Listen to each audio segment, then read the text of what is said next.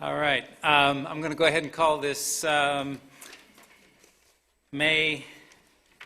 what is today, 20th meeting to order. I apologize for starting a little bit late. Our work session ran a few minutes over. So the meeting has been called to order, and we'll begin with the Pledge of Allegiance. And I would like my friend and former member, chair of the Planning Board, Ken Meckel, to lead us in the Pledge of Allegiance, please.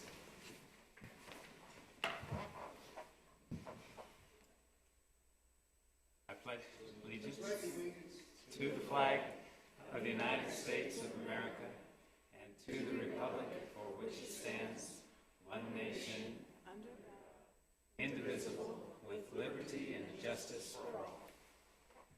Thanks, Kenny.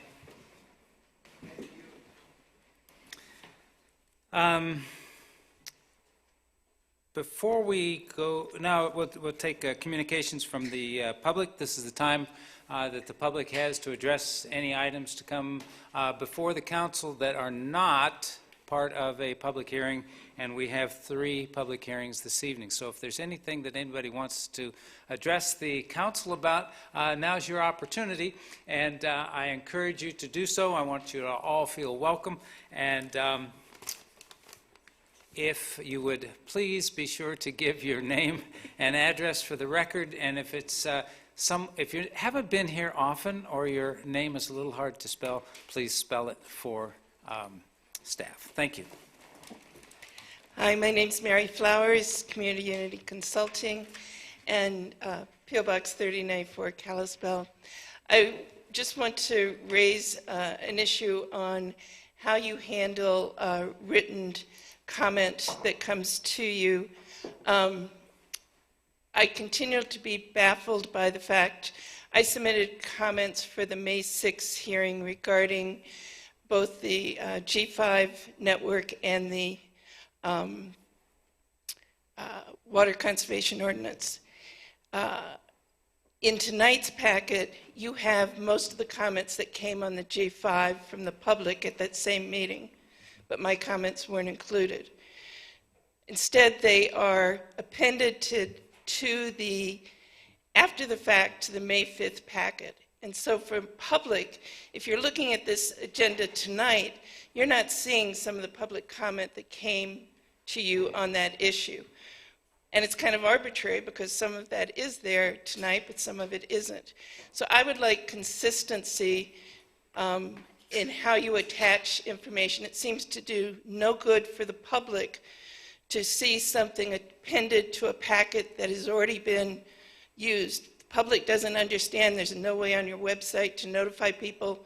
Go back if you want to see public comment after the fact at the end of that packet. It should go with the current packet, and I would just ask that you look at that as an issue. Thank you. Thanks, Mary. Anyone else wish to speak to council? Seeing none, we'll move right on to the next agenda item, which will be communications from volunteer boards. Any volunteer boards present? I see Annie Moran rising and approaching the podium. Hi, I'm Anne Moran, Chair of the Whitefish Community Library Board. You have a communication in your packet from me to Adam and to you all relative to our next appointment. We are enacting or implementing the trustee and training process that we came to you, I think it was last fall, and got our I can't think, a resolution amended to address this process. And if you have any questions, feel free to let me know. Otherwise, I think everything is pretty self-explanatory. Thank you. Okay, thanks, Ann. Do we want to take up that appointment now? It's a mayoral appointment. Any comments anybody has? Then I'll go ahead and, or ask for, oh, it's a mayoral. I'll go ahead and move to appoint Sarah Erickson to the trustee and training position and confirm her transition to full trustee effective July 1, 2019. Do I get a nod that everybody's still in agreement with that? Oh, yeah. Okay. Yeah. All right. So that's a done deal. Thank you. Any volunteer boards reports from council members? No? All right. Moving on then to the consent agenda, I'll need a motion. I would move to approve the consent agenda as presented. I will second. It's been moved and seconded. Any discussion? Okay, it was moved by Councilor Hannan and Councilor Williams with the second. Michelle? Seeing no discussion, all in favor, raise your hand. Opposed? And it passes unanimously. That moves us on to our first public hearing. But before we get to that first public hearing, what I want to suggest is that we hold one public hearing on proposed ordinance 19-10 and 1911, so we can combine that procedure, but it will still require 2 motions. Is that acceptable to council? All right, we'll move forward with that then and move on to the public hearing for ordinance 19-10. And that's, as I understand, Adam, you're going to be the lead here. All right, thank you. I'm going to start off with just a quick little history. I did this before the planning board as well, so if you were there, this might be a little redundant for you, but I'll do it quickly. As you know, affordable housing has been an issue here for quite a while. And I know that we've looked at it in the past, and finally, I think all of the various stakeholders have come together, and I think that's what it really has taken. I think it's taken the various large stakeholders in the community that have said, all right, enough is enough, we really need to address this. And so we came together, we did a housing needs study in 2016. We followed that up with the Whitefish Strategic Housing Plan, which we approved in November of 2017, both of which had tons and tons of open public process and public hearings and opportunity for input. From that strategic housing plan, we created a strategic housing plan steering committee. And that committee met for the first time on January 23rd, 2018, and kind of got the ball rolling on Tier 1 initiatives. And those are the initiatives that fall into the top end of Tier 1. And as the Strategic Housing Committee met here just a couple of weeks ago on the 7th of May, we're working on some of the next items that fall into the list.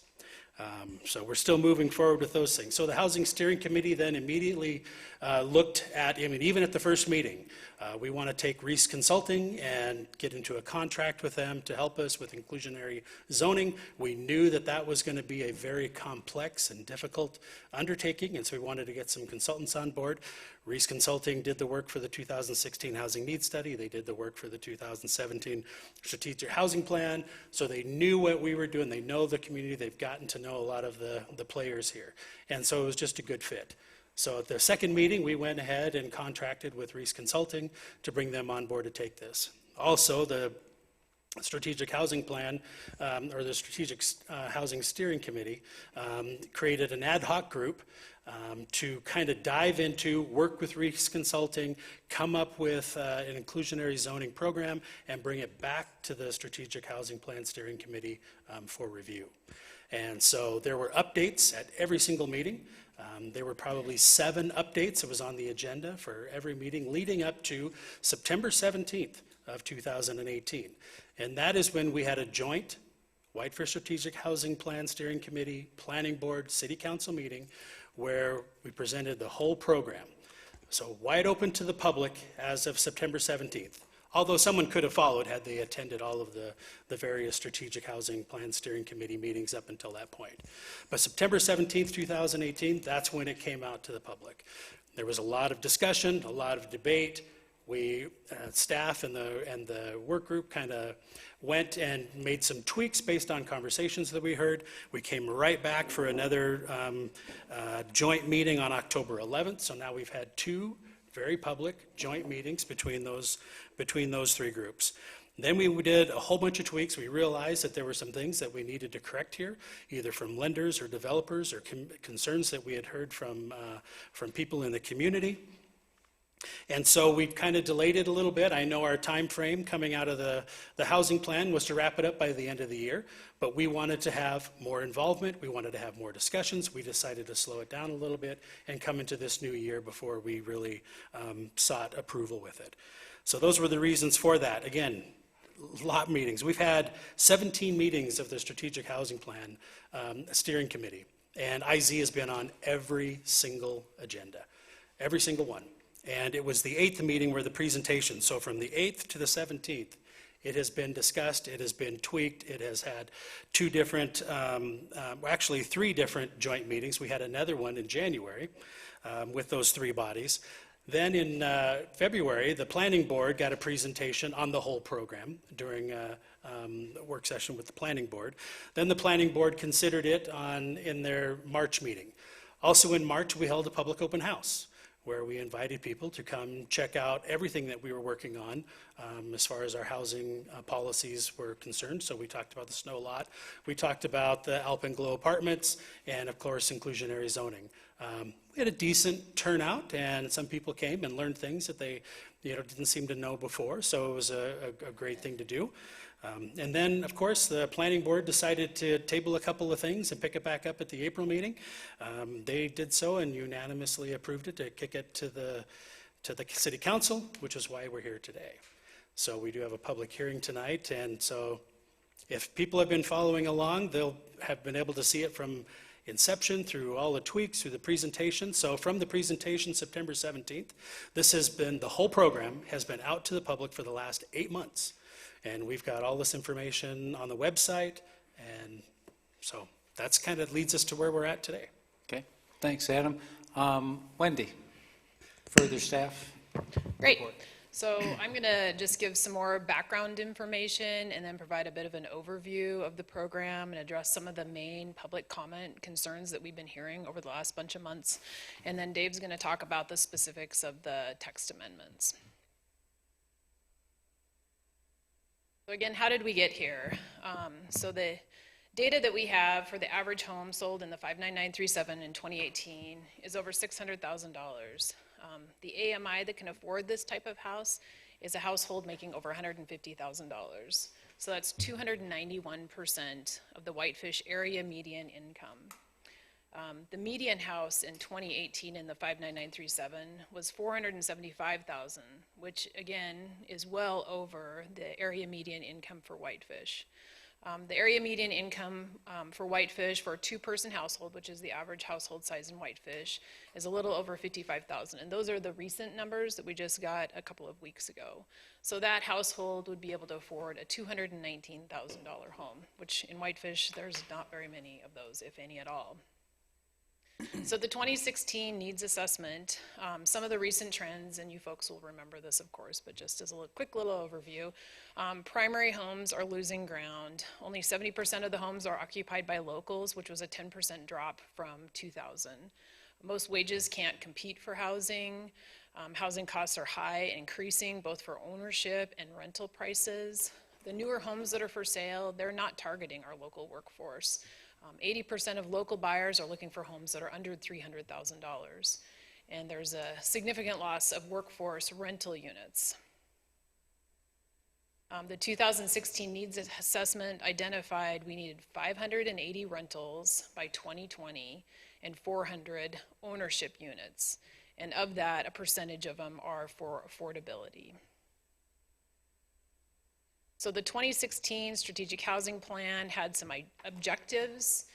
We wanted to stabilize the owner-renter mix, target households for particular incomes, maintain or if possible increase the percentage of homes that are occupied by Whitefish residents as a primary residence, and have housing keep up with job growth. So what is inclusionary zoning? It's a regulation that would require a certain percentage of homes within a development for long-term affordability.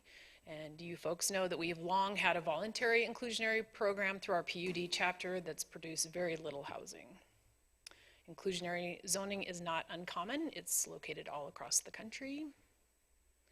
Okay, so for our proposed Legacy Homes program, it would apply to residential subdivisions, both major and minor, residential conditional use permits, and we're proposing to expand the use of the conditional use permit, and then PUDs, both residential and mixed use type PUDs. Projects that would be exempt from the Legacy Homes program would be projects that are a use by right. If you have a lot and you want to build a house on it, that's a use by right. You don't need any sort of discretionary permit. You'd be exempt. Subdivisions that are creating just one lot or a minor waiver, which is a very small type of project, accessory apartments, and then other developments that are already providing some sort of affordable housing through another program, such as the low-income housing tax credit, the Alpenglow project. We're proposing 20% of the units be deed restricted. So for the rentals, we'd be using the Montana Board of Housing methodology for pricing. We'd be targeting folks that are 60 to 80% AMI, with the average of the units being 70%. For ownership, we'd be targeting folks just above 80% to 120%, and the pricing would be 80 to 120%, and the average price would be 100%. So these are updated numbers for folks. If you're interested in what the average rental price would be for bedrooms 1, 2, and 3, and then ownership. Again, the average, the 100% AMI for 1, 2, and 3. The regulations provide for development standards, and the number one priority is providing the units. We want to see units get created. We'd like to see a mixture of unit types, sizes, and ownership patterns dispersed throughout the development. They'd be a similar quality, but they could be a smaller size, and we'd like to see them phased throughout developments. There are alternatives. If you can't provide the units, you could, with council approval, pay a fee at 1.5 times the unit, possibly provide units off-site, or provide land in lieu, or clustering of units, or any other sort of alternatives that someone may come up with, or any combination of alternatives, but that would have to go through council approval. So we'd consider alternatives if someone was, say, a land developer. They're not going to build the units. If a project is far from services, it's like on the outer edges, it's not near the schools or the commercial areas. It's a project that's projected to have high homeowners association costs, high property taxes, maybe it's something on the lake, or it's in a neighborhood with a predominance of short-term rentals. If someone were to pay the fee, we have a calculator, and I have that here too if you want to look at it. It's pretty interesting. So the fee would be $77,954, and that's the current information right now. So a fee would be paid for a partial unit. So my example project is a subdivision with 18 units at 20% would be required to provide 3.6 units. So under the scenario, they would build the 3 units and pay a fee for the 0.6. So their fee would be $46,772. Alternatively, if someone wanted to do the 1.5 times fee, that would be $116,930. Using that same scenario, they'd pay a fee of $420,948. A housing mitigation plan would be submitted along with any sort of land use permit, and it would detail how they're going to comply with the regulations, and it would be a condition of approval, just like all your other conditions of approval. So the program also provides incentives. We learned through working with our consultant that successful programs are about balance. You can't just ask, and hope that they'll give, and that the requirements and plus the incentives provide for a successful program. And IZ programs have been upheld in courts because they have incentives, but the incentives aren't intended to be a one-to-one offset. It's just to provide a little bit of incentive to offset the costs. So the proposed incentives would be by right.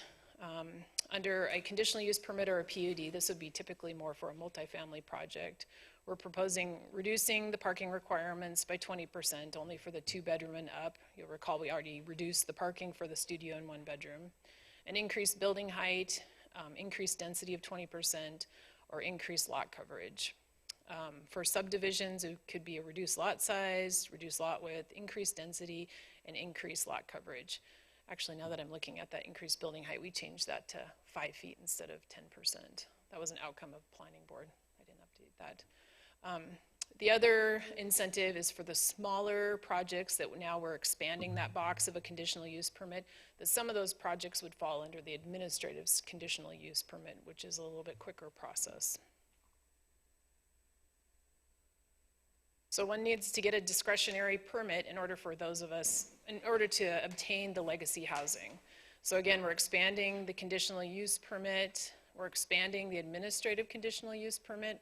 Right now, we only use the administrative conditional use permit for folks that are getting a personal service or a professional office on our main highway corridors.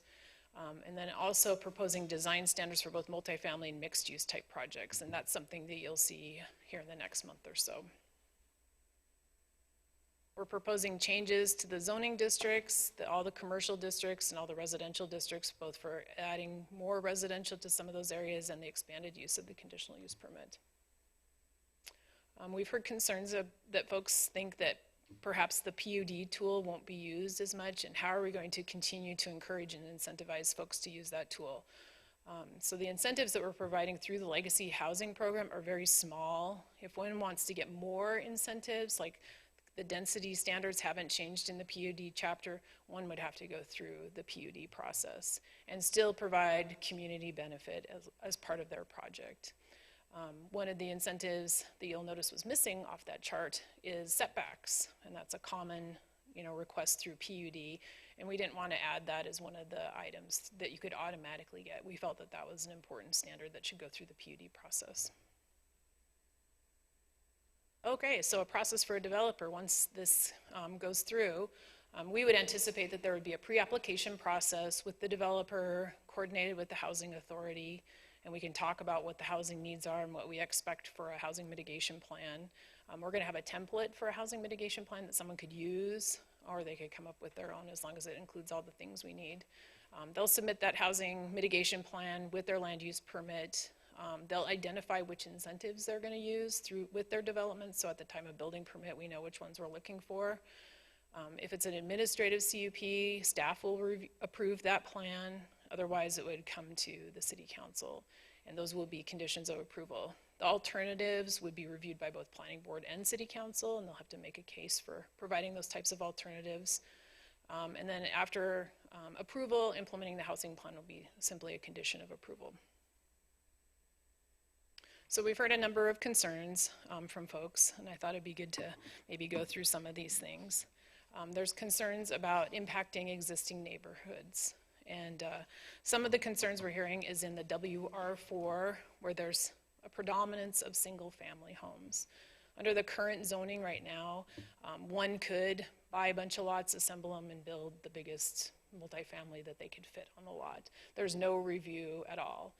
So under the new regulations, we're dropping that threshold, so there will start to be review for larger projects. Or even the smaller projects, it's going to drop all the way down to 7 dwelling units per acre. So this is an issue that's kind of predating the IZ, and I don't know if IZ is really equipped to address this other issue that's kind of been an issue for years.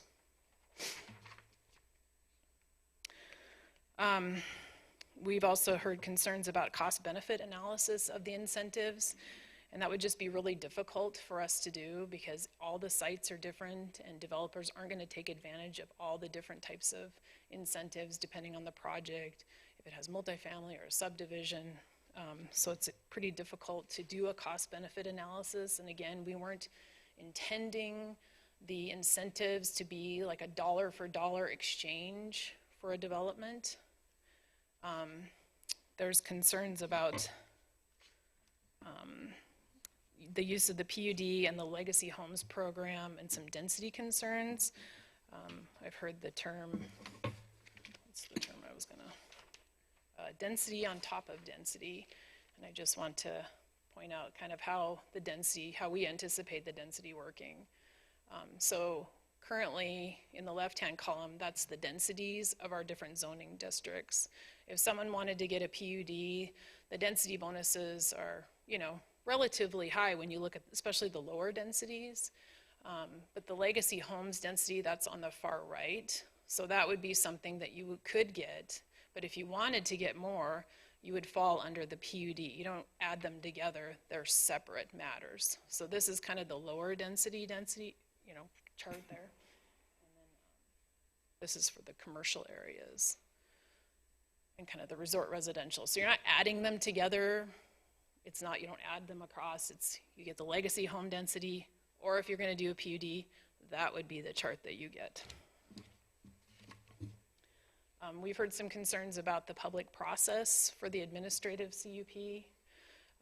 We're proposing to, right now for an administrative CUP, we only notice immediate adjacent landowners. We're proposing to expand that to 150 feet and put a legal notice in the paper. So we're expanding that public process. And they will be reviewed, of course, according to all the review criteria that you would typically review a conditional use permit. There was a question about the progress on unit construction. This is also in your packet. So here's a kind of a tally since the housing needs assessment was done in 2016. So we've approved 333 multifamily units, and of that 333, 86 are proposed to be deed restricted. Of that 333, which is a little more than half the total, only 12 have been built. So it's 2% of the 2016 housing needs assessment. So we've built 12 of the 580 that we're supposed to build, and none of them are deed restricted. And then for the single family, and I combined subdivision and condo because they're all ownership pattern versus rental. Since 2016, we've approved 340 lots, which is 85% of the 400 lots that the housing need assessment identified, and only 53 of those have been built. And of the 340 lots, 58 were proposed to be deed restricted, and none of those have been built yet. And 253 condos were approved in that time frame as well. And as Adam mentioned, I just wanted to point out as well that we've had a lot of publicly advertised meetings, including the Strategic Housing Steering Committee work sessions, Planning Board work sessions. We held 2 developer lender forums, and then again, the public open house. And I think that is about all I have. Yeah, that's all I have. Thank you, Wendy. Dave? Good evening. So we have 2 different ordinances that implement this Legacy Homes program. The first one adds a new chapter to the code that outlines the basics of the whole program, and then the second ordinance is all the different amendments to various sections of the zoning and subdivision regulations in order to implement the rest of the program and change the code so that that's part of the requirements. So I'll start with the new 11-1A, which is the section that implements the Whitefish Legacy Homes program. I'll give you a little overview of the ordinance. I won't rehash a bunch of the stuff that Wendy just gave us. For brevity's sake, you kind of got the gist of the basics of the program. Again, it will apply to subdivisions, residential mixed-use plan developments, multifamily developments, which will be requiring 20% of the new units to be permanently affordable. That's for moderate income households, which is the 60 to 80% of the AMI. For rental units, and then 80 to 120% of AMI for the ownership units. Again, going back to how we started this, and one of the requirements of any zone change is looking at how does this conform to the growth policy. And with our 2007 growth policy, we had housing goals that were maintain social and economic diversity through affordable housing programs to keep citizens and members of the workplace from being displaced. We had a policy that states the City of Whitefish shall always have a policy supporting the development of affordable housing and shall seek to partner with and support any reputable affordable housing developer. And then an action that we shall partner with the Housing Authority to do needs assessments, re-examine the voluntary program, assess the feasibility, potential effectiveness of a mandatory program, and assess the linkage between high market rate housing and the need for affordable housing.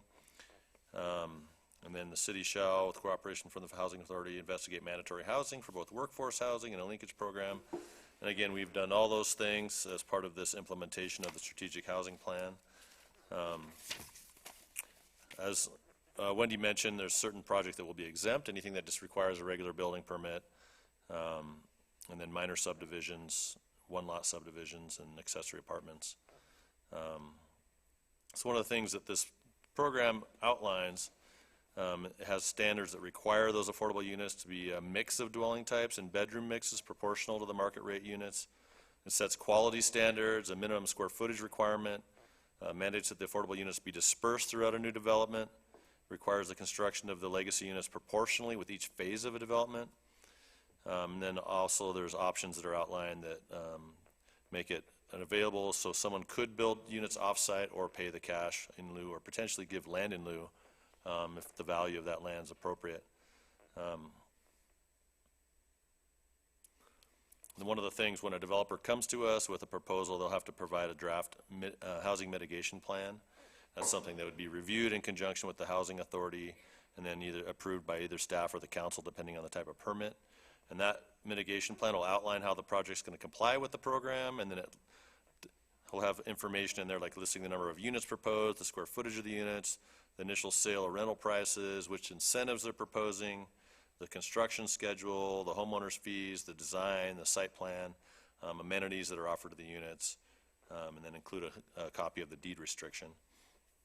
So as Wendy mentioned, there's some incentives that are going to be provided that will allow some offset for the developer as part of that. And I'm not going to go over those since we went over those a second ago. And I will note that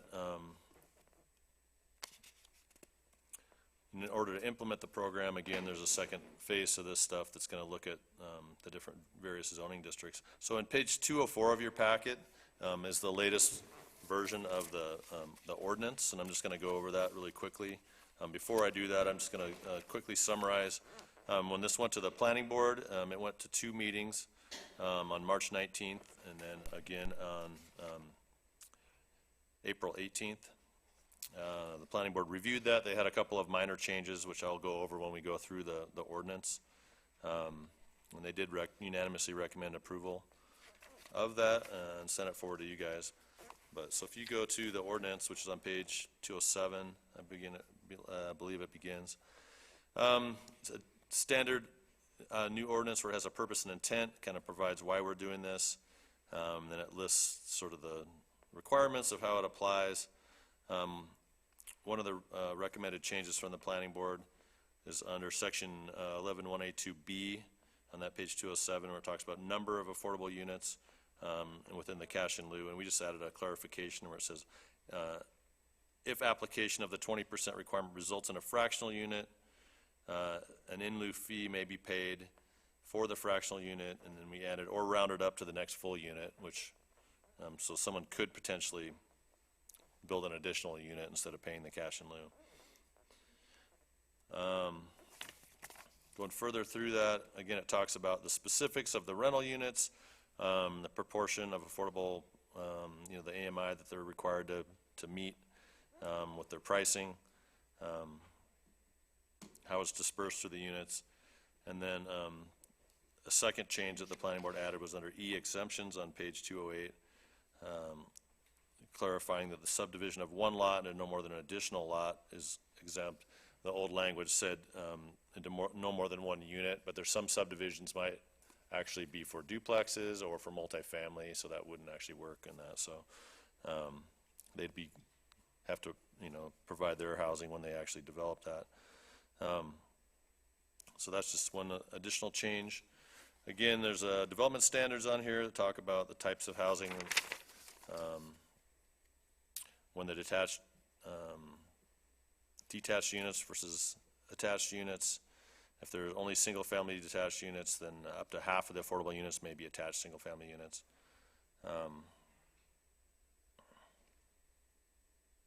An important aspect of this is the location and timing, as I mentioned, and that it must be distributed evenly. A lot of times things are phased, larger projects, and we just make sure that when the phasing's done, that the affordable units are constructed or offered for sale proportionally with the rest of the phases of the unit. and that they're marketed at the same time and consistently with the rest of the units.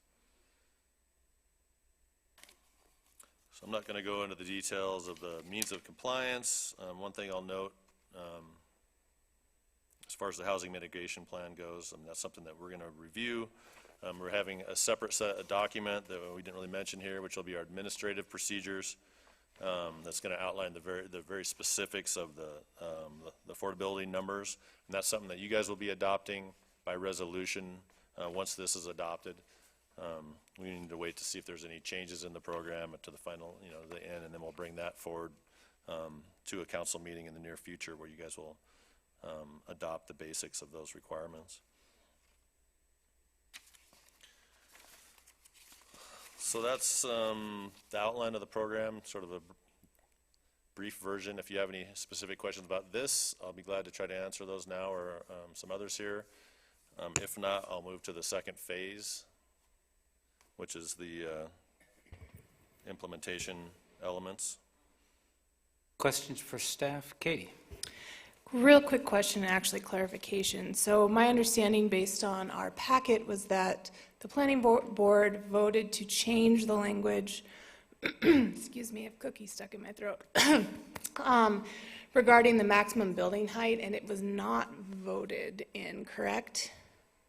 Or is it not 10% increase in maximum building height, but now 5 feet? Because on Yeah, page it says 5 feet and no more than 3 stories. Okay, so on page 213, under incentives, A, number 2, it says 10% increase in maximum building height. Yeah, that needs to be fixed. Yeah, so One that, of those things, because, we were rotating many different versions of this. And okay. so, And I just know that a lot of our public comment had to do with the building height. So if we could just have clarification one more time, that would be great. Pretty please.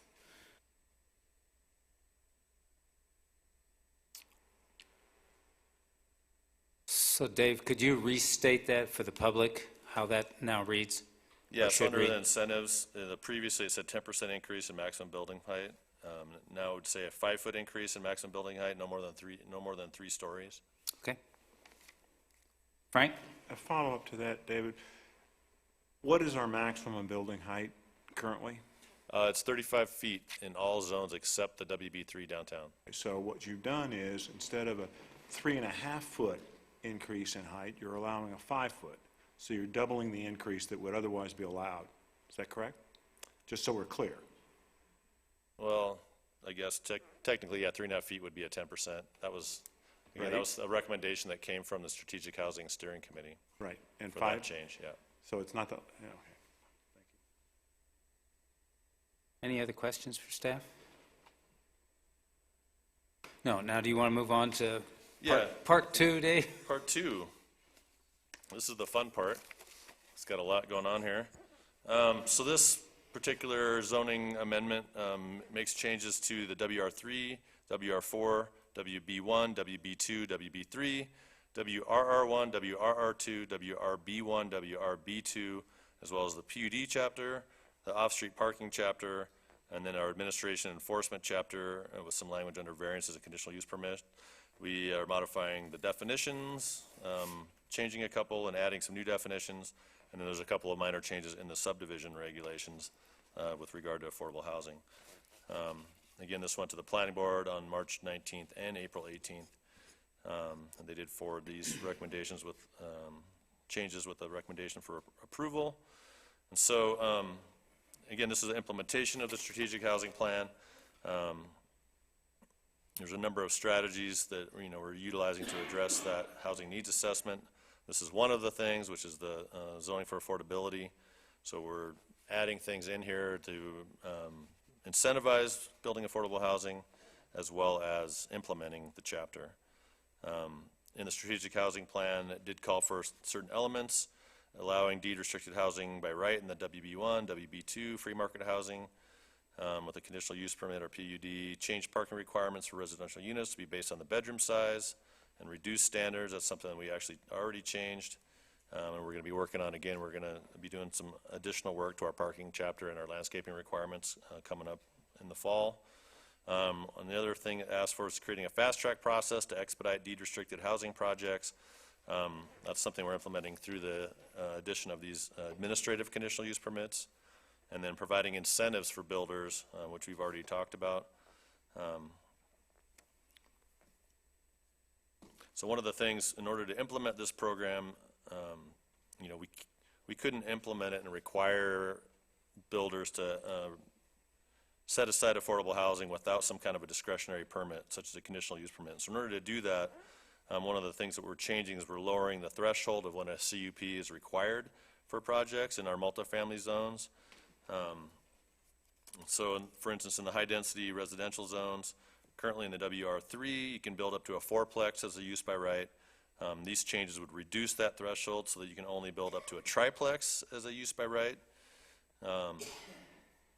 And like in the WR4 zone, you can build any size multifamily development as use by right as long as you can meet the parking and setback requirements. And this would change, so it's only 1 through 7 units by right, and 8 and above would require some kind of a discretionary permit. And I'll go into more detail on that, but so, you know, we're adding additional layers of review that currently aren't in place. And I'll make one other side comment. We have some additional multifamily and mixed-use development standards that are currently still in the planning board stage. They voted on those and passed them forward, and so you will be seeing those at your next city council meeting. But that's further elements of implementing this. That's providing additional standards as we review for administrative conditional use permits and full conditional use permits, where we'll have some other requirements that buildings will have to abide by in order to be approved. So as I talked about, there's administrative conditional use permits. In the R3, 4 to 8 units would be an administrative conditional use permit, and 8 to 18 units in the R4. And then above that would be a full conditional use permit in both of those categories. The WB1 and the WB2, those are zones that were in the strategic housing plan, called for more residential development in those zones, especially mixed-use types of development, because they are commercial zones.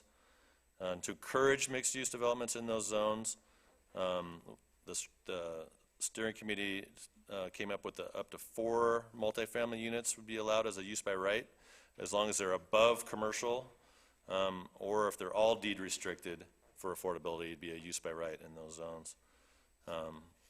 And that's to, you know, if you're in a commercial zone and you put residential units above commercial, that helps support all the local businesses that are surrounding that and the businesses and the buildings around that.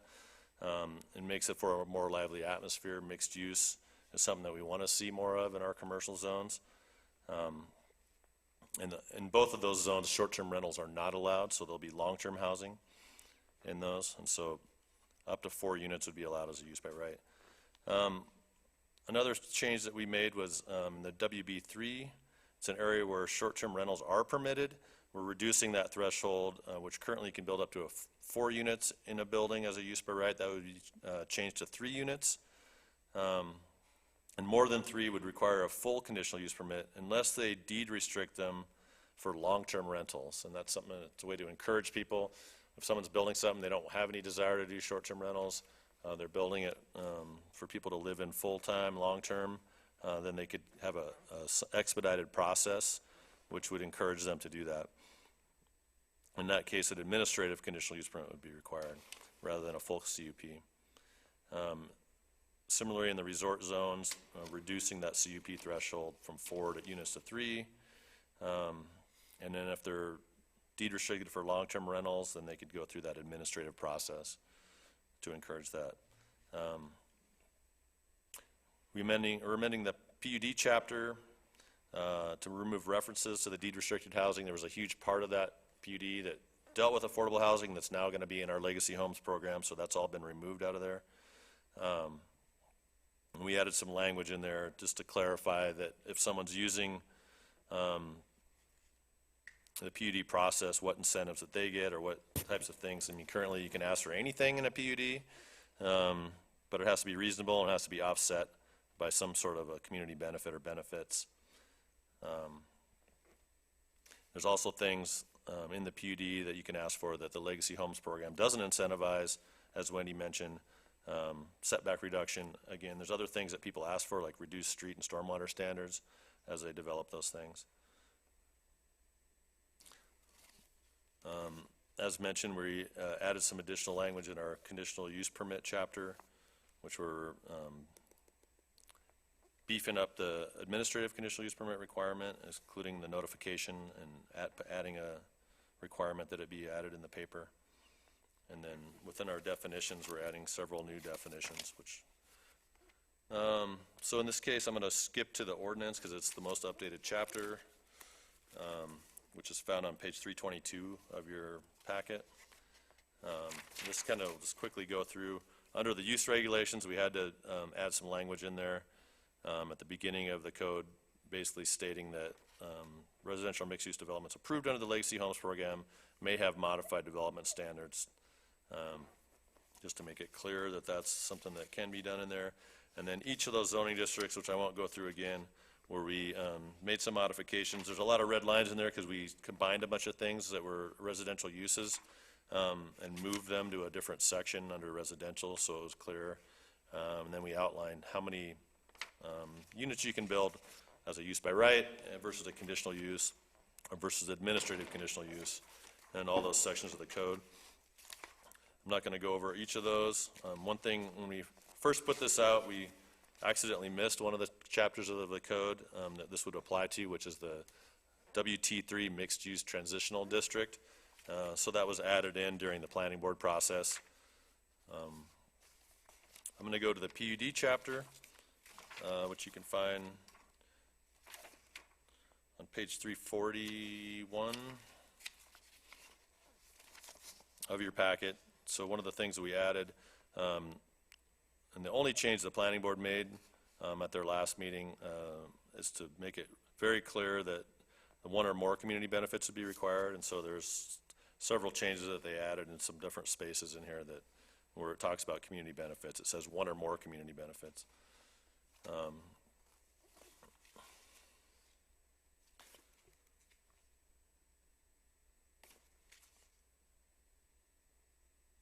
not going to go through each one of those things. You can probably find them in there. So I'm going to skip to the definitions that we added. So we added the definition of affordable unit, which is a single dwelling unit in development that has a deed restriction for long-term affordability.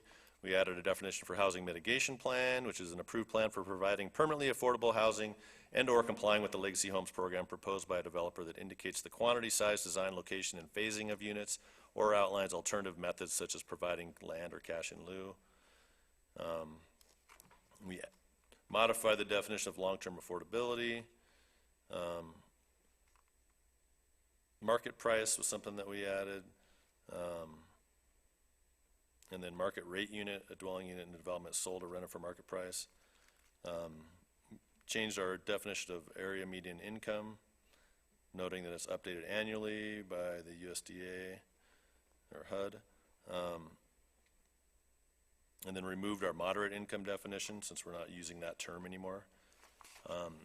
We also made a change to the variances chapter of the subdivision, just noting that deviations might be allowed under the affordable housing program, and then removed a whole section on affordable housing that really is redundant based on the other stuff that we've added. One thing I'll note also in the parking chapter, which I skipped, we added some language in there that talks about how many spaces are required, and then added language that unless reduced through the approved housing mitigation plan for 2-bedroom or larger units. So that is the summary of the changes that we're adding. I'd be glad to try to answer any questions. Again, this did go through the planning board. Within my staff report, you can find our findings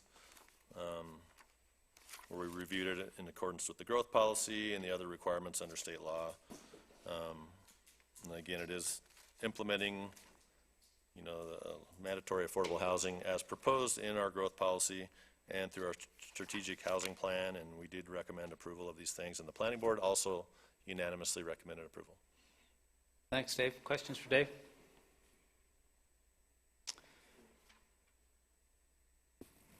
Yes, no?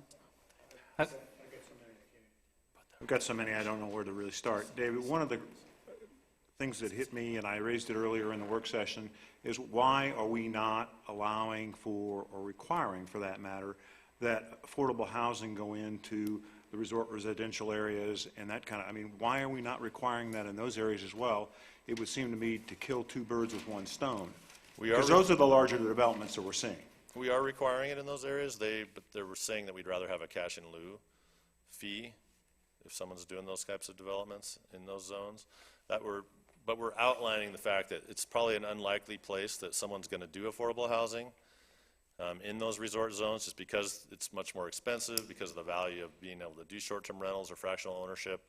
A lot of those communities that we have are on the lake, Bay Point, Mountain Harbor.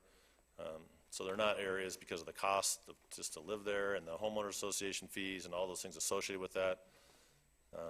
It was not necessarily an appropriate place to try to build affordable housing. And so in those areas, we're basically saying if someone doesn't want to build them there, they can choose to do them off-site, or they could pay the cash in lieu. Okay. What are we doing about or addressing, or how are we going to address, I know one of the several incentives that we have here is a variation in building height, which we're allowing more of a change, for lack of a better description, that we were going to allow on this building to allow for another deck of parking, which we now see we clearly needed and could have afforded at the time. Why is that change? Why are we allowing more of a height variance from our standard for these buildings than we would otherwise? It's part of, we went through all the just various possible things that someone could get incentives on, and we looked at other communities and what they offered and the ones that were successful, and we talked to the developers about what kinds of things that they think would make a difference in them developing buildings, because one of the things we're facing by adding this requirement that they have to deed restrict 20% is a lot of people's projects aren't going to pencil out when they do figure out how much money they're going to make, and if the bank or whoever's loaning the money on it's going to be able to support it. And so offsets are critical to be able to do certain things to get enough units on a development, possibly by adding density or reducing lot sizes, adding building height. And we've talked to several people that because of the layout of lots and the types of buildings they're building, that enable them to have more attractive buildings, gable roofs rather than a flat roof. If you're doing a 3-story building at 35 feet, you're going to probably see a flat roof building, which has limited attractiveness depending on where it's located. It might look good on Central Avenue, but not necessarily in a residential zone. So that was, the steering committee decided that was one of the incentives that would be Has anybody done a, for lack of a better description, visit with or market test to determine whether a 2.5 or 3.5 or 5 foot difference will get you that gabled roof rather than the flat roofs that we're seeing that are so popular around here?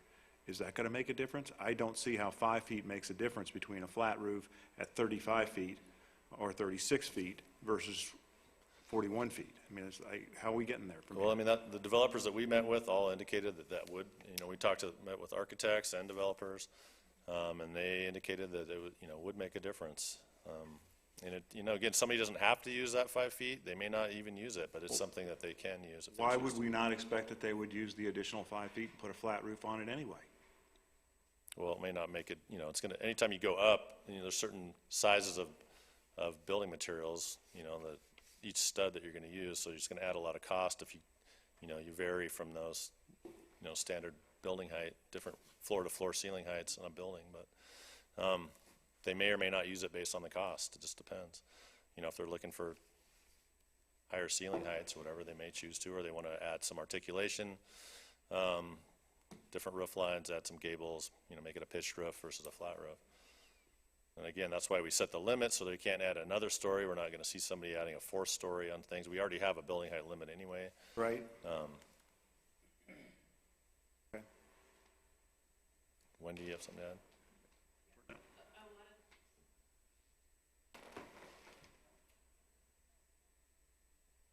We got this comment mostly from Judah Gersh in his project that's on Colorado Avenue. I don't know if you folks have driven down that road. It's the big multi-family building. And I think his building is right at 35 feet or maybe just slightly lower. And we talked about the added building height. And at first he's like, oh, 3.5 feet, yeah, that's sort of interesting. But then he said, with 5 feet, I really could have done a nicer gabled roof.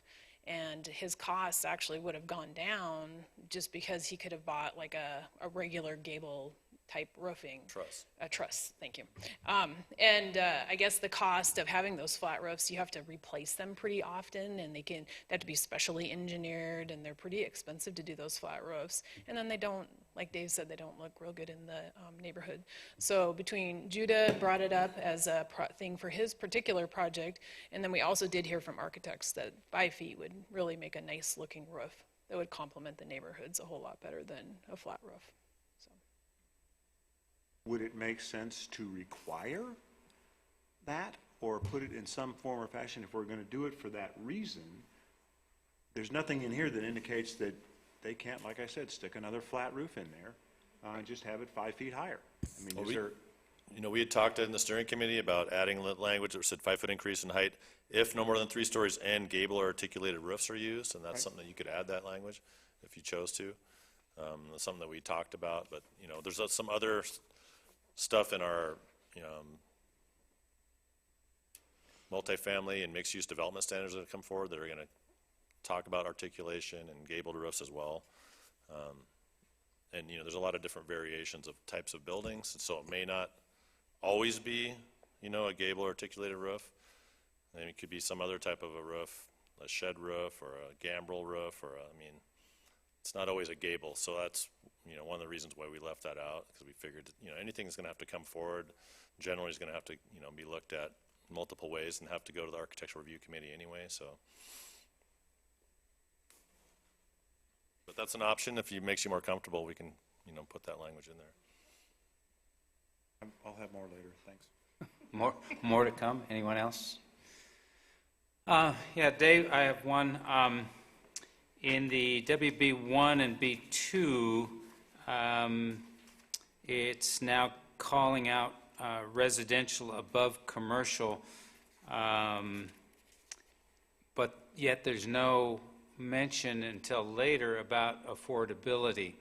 I'm wondering why we have that in there since, and I would understand that maybe to keep the affordability provision, but I don't see any reason for inclusion because it doesn't deal with affordability, just to have housing above commercial in the B1, B2. Yeah, I addressed that a little bit earlier, but we discussed that, and it's something that we've talked about for a long time in those commercial zones. If we're adding residential, we want to encourage mixed use. I mean, because those are commercial zoning districts, we don't really necessarily want to see a bunch of apartment buildings go in there. We'd rather see the housing be above commercial. But in order to incentivize someone to do that and add a second story of a building with downstairs commercial, you have to make it some kind of a use by right or something that's easy to do. If they have to go through the program, or if they have to build a certain number of units, they may not want to add that mixed use. But in order to bring vitality, support the businesses, create a mixed use atmosphere, which is just in communities around the country is part of the smart growth sort of, I want to call it like a trend that's going around the country, or trying to revitalize their commercial zones by adding mixed use. And so in order to try to encourage people to put apartments, which are long-term housing, above their commercial units, we had to find some kind of a threshold where it was a use by right so that people would do that and could do that. And we have, I've talked to several people that are looking at redevelopments in the B1 and in the B2 to add housing above, their commercial units. And, if we did require, a certain number of units as a use by right and then added it, because anything over 4, they're going to have to do, as part of the affordable housing program. Okay. Angie? I'm sorry, can I just add to that, Richard? And I think a discussion that Dave and I had earlier today too is, the strategic housing plan required or brought forth our need for market rate housing as well as affordable housing. So I think that's part of what we're trying to serve as well. And short-term rentals are not permitted, correct? They are not permitted. Yeah. So they'd be long-term rentals. Okay, any other questions for staff?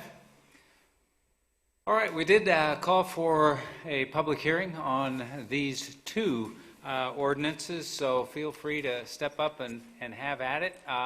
We would like to hear what you have to say. And again, please be sure to state your name and address for the record.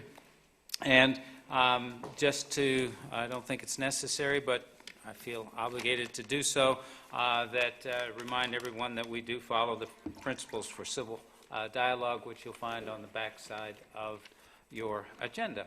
So, who would like to be first? Don't everybody just, oh, okay, thanks, Ben.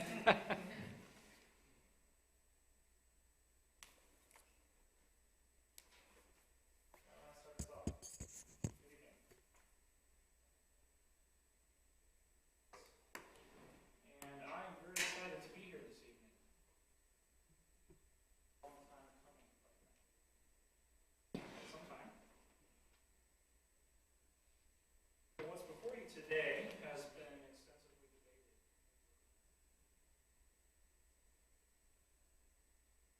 Back incorporated.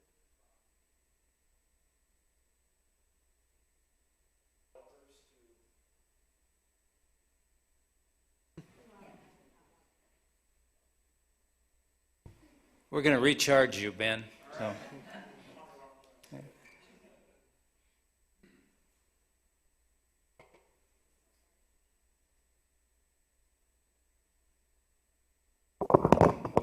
Whoa.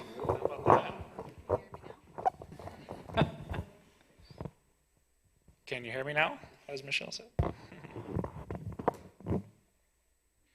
So as Adam stated, there's been a lot of meetings, and that's because there's a lot of details. So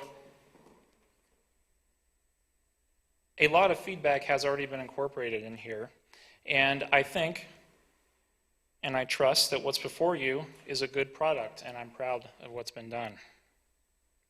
The reality is, nothing is ever perfect, and this will change over time. It's going to change based on market conditions in our town. Is it going to necessitate it?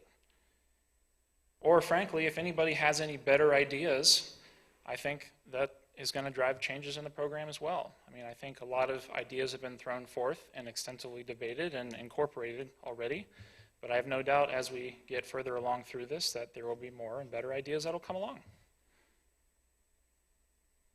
I wanted to specifically address two issues that came up in the planning board meeting, and I expect that you're going to hear some about tonight. The first one is neighborhood compatibility. Neighborhood compatibility being the risk, the fact that in various areas in town, there are single-family homes in high-density zoning districts like R3 and R4, where you could have an apartment building built right next to your house.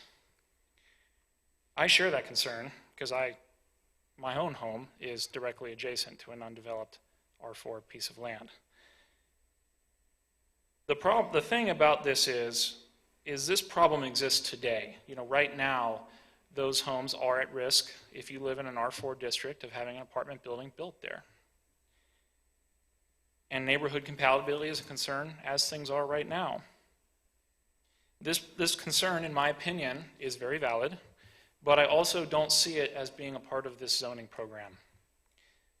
It's something separate, and if we would like to address it, in my opinion, we would address it separately. If anything, the inclusionary zoning program put forth today helps because it requires more projects to go through a conditional use permit or an administrative conditional use permit than otherwise would today, which can help mitigate impacts to surrounding properties. So I see this as a step in the right direction, and I think that more substantive changes on this issue should be addressed on their own in a different way. The second issue that I wanted to specifically address has to do with the administrative conditional use permit. This is something new.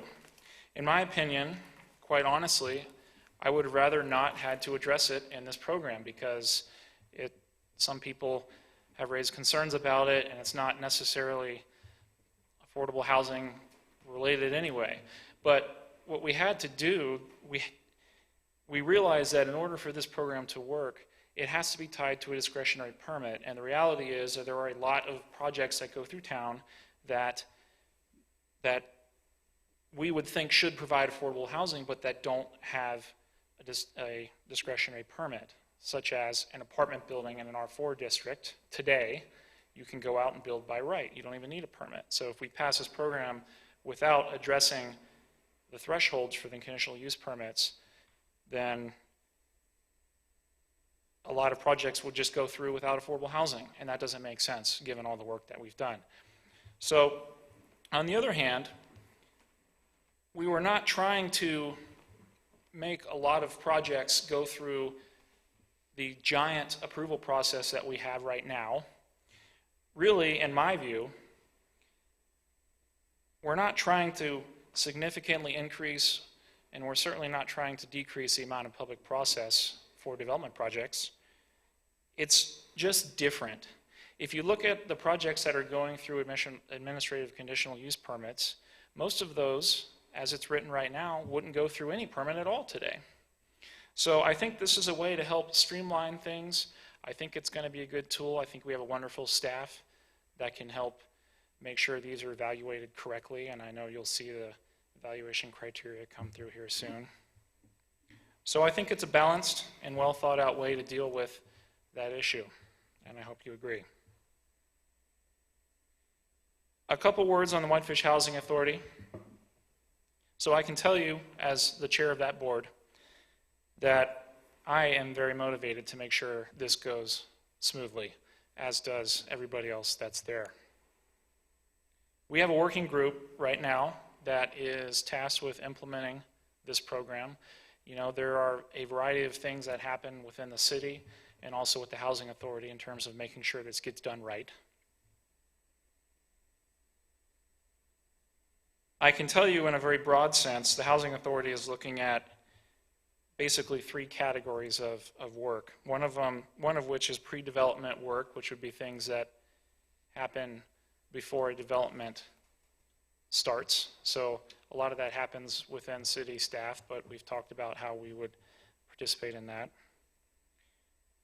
The second category is program management, which would be how do we generally manage the high-level information and, for example, updating area median incomes, giving an annual update to council, et cetera, on the state of housing going forward. And then the third category would be what I call transactional support, which is how do we actually facilitate the transactions involved between people in purchasing these units. And then within that, there's various workflows, procedures, handouts, and documentation that go to potential clients and others.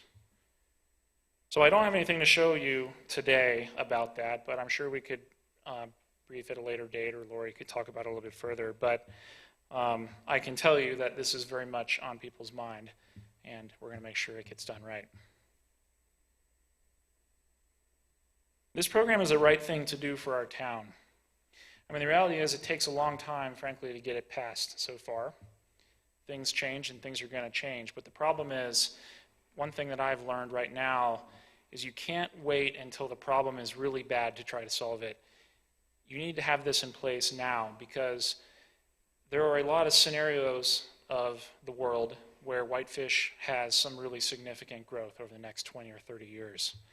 You will be glad this program is in place when it does. I think it's well thought out. I think it's the right thing to do as a member of this community. And I appreciate your support, and I hope you pass it today. Thank you. Thank you, Ben. Anyone else wishing to address council? Anyone else wishing to address the council? Thank you, Rhonda. Good evening, Council and Deputy Mayor. Rhonda Fitzgerald, 412 Lupfer Ave. Adam and Ben both commented on the long process this has gone through, and it has. There have been years of meetings, and a lot of hard work and good work has been done on it. And this group of ordinances is 90% great, and will do a lot of good things for Whitefish. But there are a couple problems with it, and the kind of common wisdom is, let's pass it, and then we'll fix the problems. But you know what? That never happens. So I would just like to talk about the few things that I think really do need to be addressed because they have terrible consequences for the community.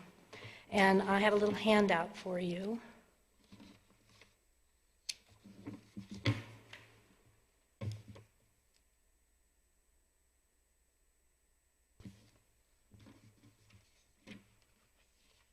There are two parts.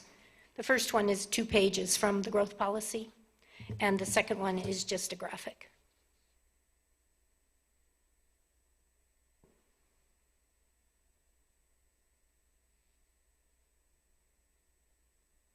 And there's an extra copy there for Michelle.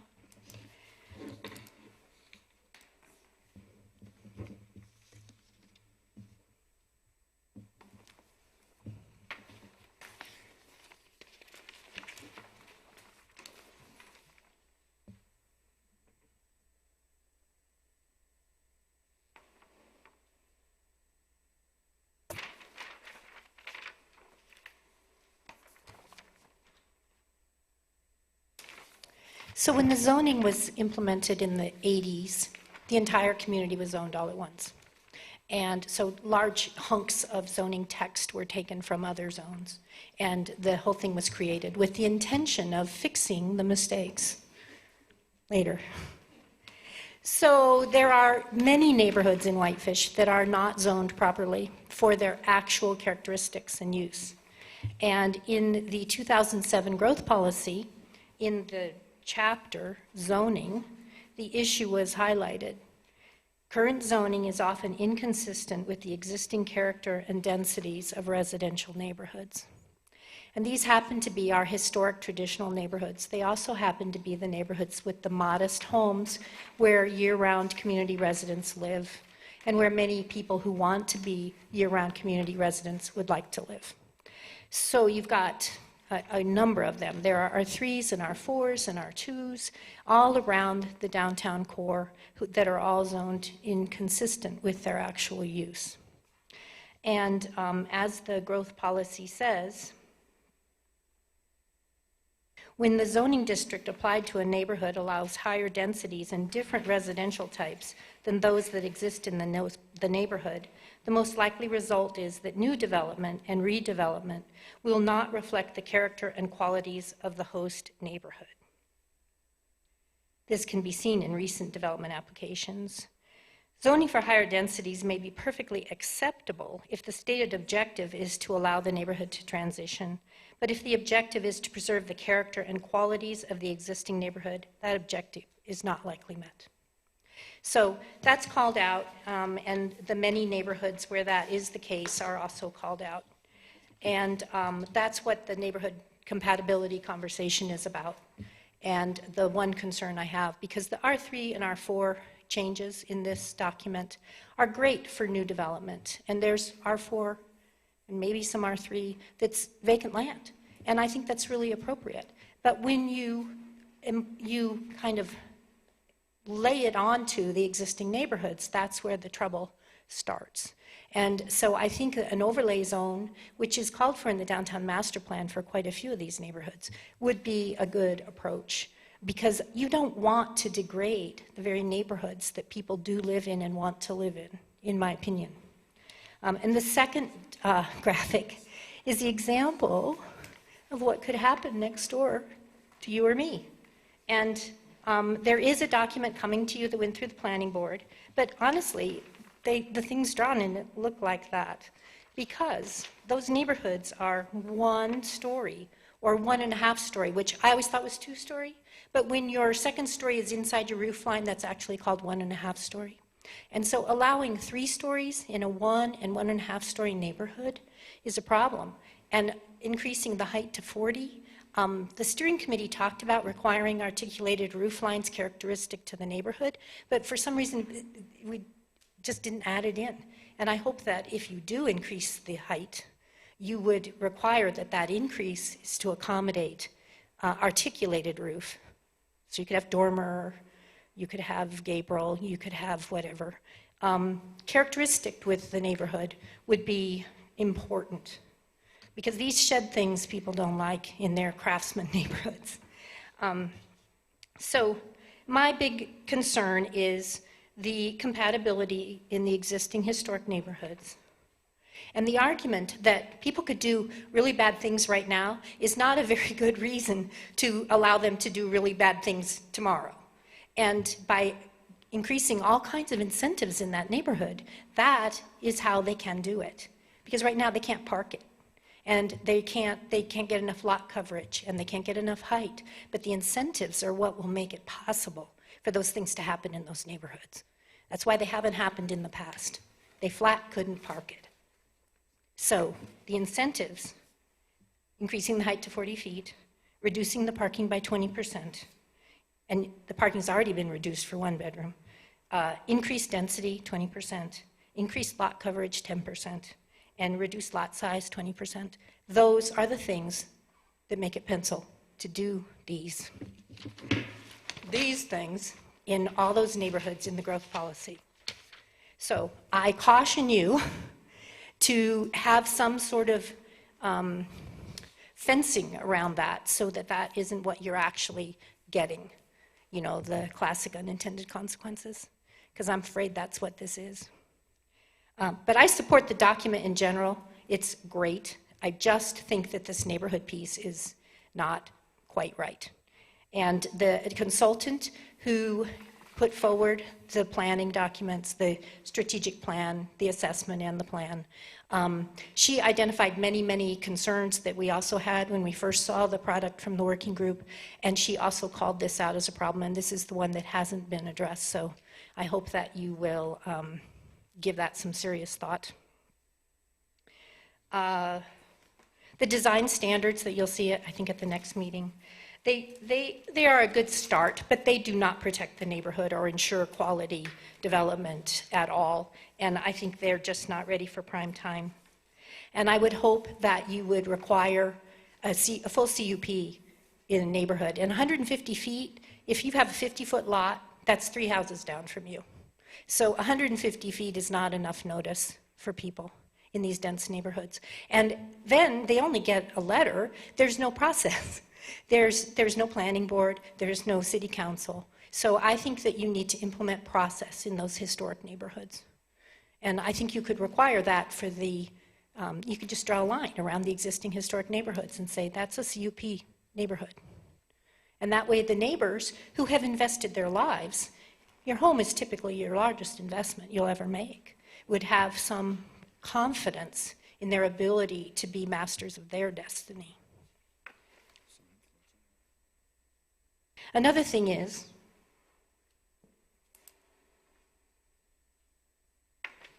there's no mitigation for the lost affordable housing when people are building these behemoth buildings all around town. Because what they're doing is they're scraping the affordable rentals. And you guys need to think about that.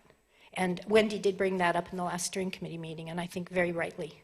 Because when somebody buys a house with 5 rentals in it and a 2-rental house next door and builds 6 market rate townhouses, you lost 7 affordable rentals. Scary. So you need some mitigation. And I'm not saying you can come up with that tonight, but I would hope you would make that a priority. And then for the second document, right now, the B2 is a secondary business district with very limited commercial uses, and the B1 is a neighborhood business district. The characteristics of those districts are very limited. And this whole argument about changing them to mixed use and having housing and everything, that's something that should be vetted much further than to just sort of insert by right residential over commercial in the B2 and B1. That's not about affordable. It's not deed restricted. If you want to make it deed restricted, that's what the housing planner consultant recommended. Housing in the B2 only deed restricted. So this adding housing over commercial market rate, it doesn't accomplish anything in the affordable housing arena. And I'm not sure why it's part of the changes that are being brought forth. Thank you very much. Thanks, Rhonda. Anyone else wish to speak? Mary?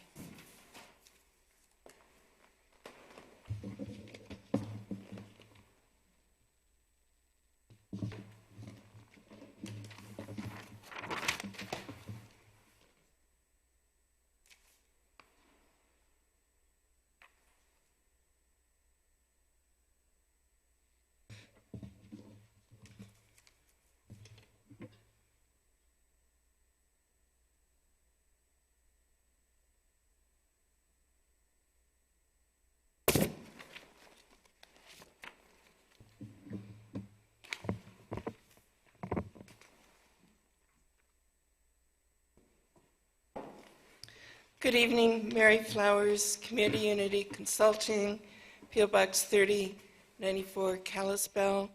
I'm here tonight representing myself as well as numerous other residents within the city of Whitefish. The comments that I have provided to you are for both hearings, and so it's one document for both hearing records. Additionally, these comments are in addition to the oral comments and written comments that I've presented at the Planning Board, at the Strategic Housing Committee.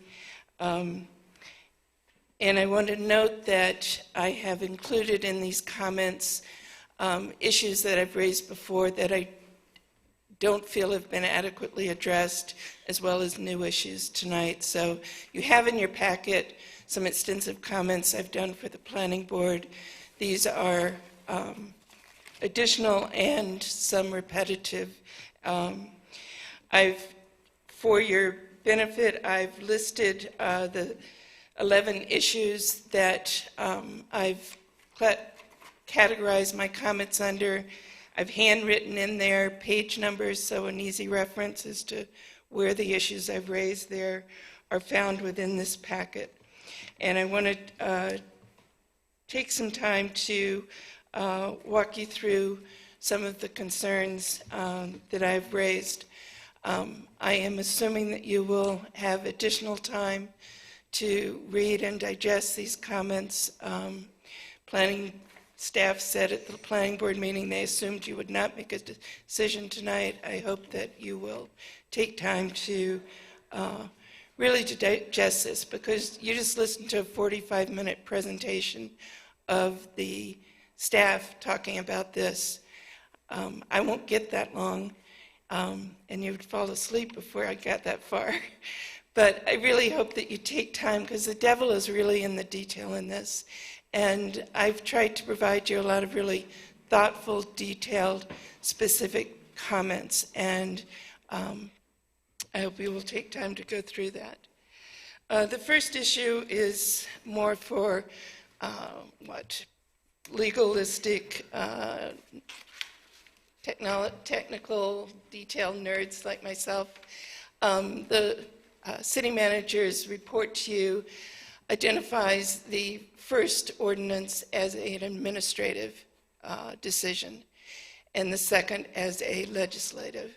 I think that's splitting hairs and is not at all. These are both amending the Whitefish City zoning regulations. They're both legislative. They both deserve a robust public process and review under the criteria of a legislative decision. So I just wanted to get that on the record. I also apologize. This is all one-sided. Kent LaCopy apologizes as well. They hit the wrong button and got me one-sided copies, which I don't like to waste paper, but this is better than copying it again. Mary, just Yes. I'm just looking at number 2 here, and that's one-size-fits-all policy. That was also briefed in our packet. So if there's, unless you have something new that was not briefed that you didn't also include in your packet, in the interest of time, if you could, please. Thank you. I think whatever, and I'll just use number 2 as an example. I have first gone through and kind of highlighted the issue itself. Then I've added a new section which our changes and potential solutions. And then I've included a section on findings and supporting facts within both the strategic housing plans that you've adopted and the growth policy to provide a context and a factual basis for the recommendations that I'm making. So I'm not going to go through all of the finding part, but I do want to walk you through some of the potential changes. And in the interest of time, I will second what Rhonda just said in terms of this issue of the inconsistency of some of our existing neighborhoods and the underlying zoning being a critical issue that needs to be addressed now. And that becomes more of a problem because these incentives are by right. And whereas under the PUD as a tool, you have an ability to condition and work with the developer to really make sure that there is compatibility. There are issues for things like loss of trees and landscaping and development in environmentally sensitive areas. When this all becomes by right, you really don't have that ability to condition things. And so I think there are places where you need to go back and look if housing under this proposed plan should be by PUD to be able in these sensitive areas to allow you to condition and to have that additional oversight over the type of development. Because again, we're talking about, significant reduction in lot size, lot coverage, and all of those things affect very character-based things like removal of trees, like shading for solar panels, et cetera. And then I just want to also emphasize that, within the growth policy, which was back in 2007, it prioritized the need for the city, above even doing affordable housing, adopting character-based and neighborhood standards. And those haven't been done. And again, I think this concept you need to work on is to fix these areas first. And that's a challenge, but I think you can do it, and you can do it compatibly, because I think, and I want to state for the record that I feel this is an important program for Whitefish to put in place, but it's so important that you do it right before you do it and not try to fix it later. One of the things that I've attached at the end of this packet is a review of the Montana Code 762306, which establishes a process for adopting interim or urgency zoning. And I looked at what Missoula used and some other communities used when they were trying to grapple with affordable housing and wanting to deal with issues in the traditional neighborhoods. That is a tool that has been used, and I think is something you might look at so you don't get bogged down in holding this whole thing up for weeks and months, but that you look at the ability to identify neighborhoods that need additional review and put in place some interim zoning. And so I wanted to be sure to provide you some background on that so you could look at that as an issue. And again, that's something that wasn't in my prior comments.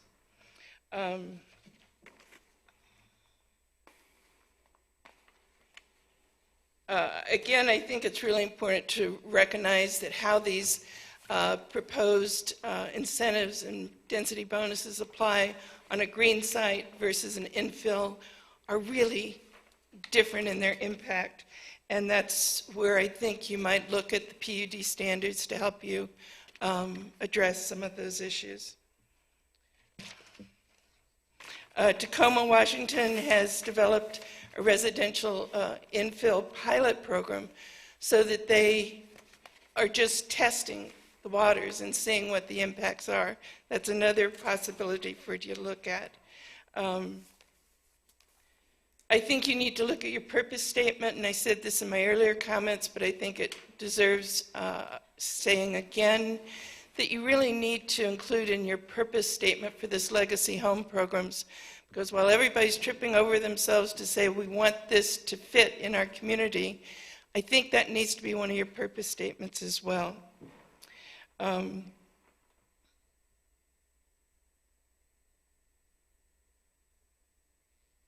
And I have to say that the decisions that took place in crafting these regulations, I attended almost every strategic housing meeting, but what I couldn't attend were the workshop sessions. And I've raised that issue with you and with the city manager and with staff, and have repeatedly been told that those 28 plus meetings where essentially this whole document was crafted were done behind closed doors. And so it makes it really hard to come to you and to provide you informed and meaningful public comment, because we weren't able as a public to really hear that debate.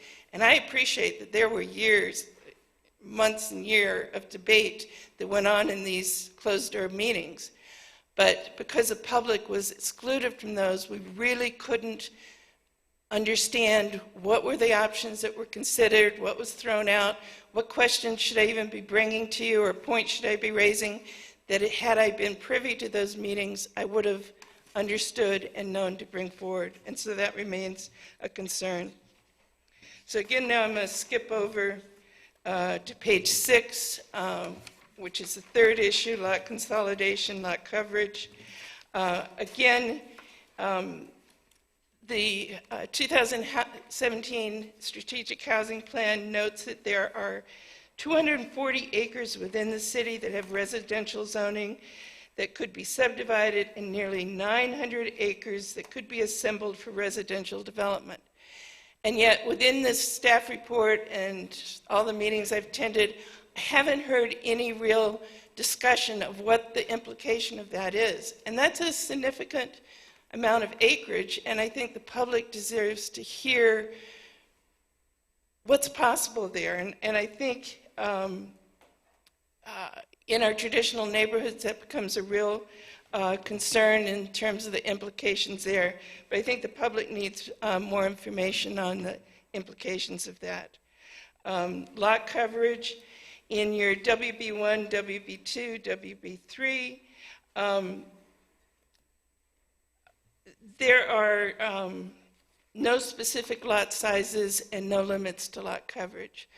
And so those are unique issues for those districts. And I think, and I've just heard briefly about the issues going on with the Whitefish Senior Center and the large 3-story building going in next to that, and how it's impacting the foundation of this senior center, and I don't even know all the issues.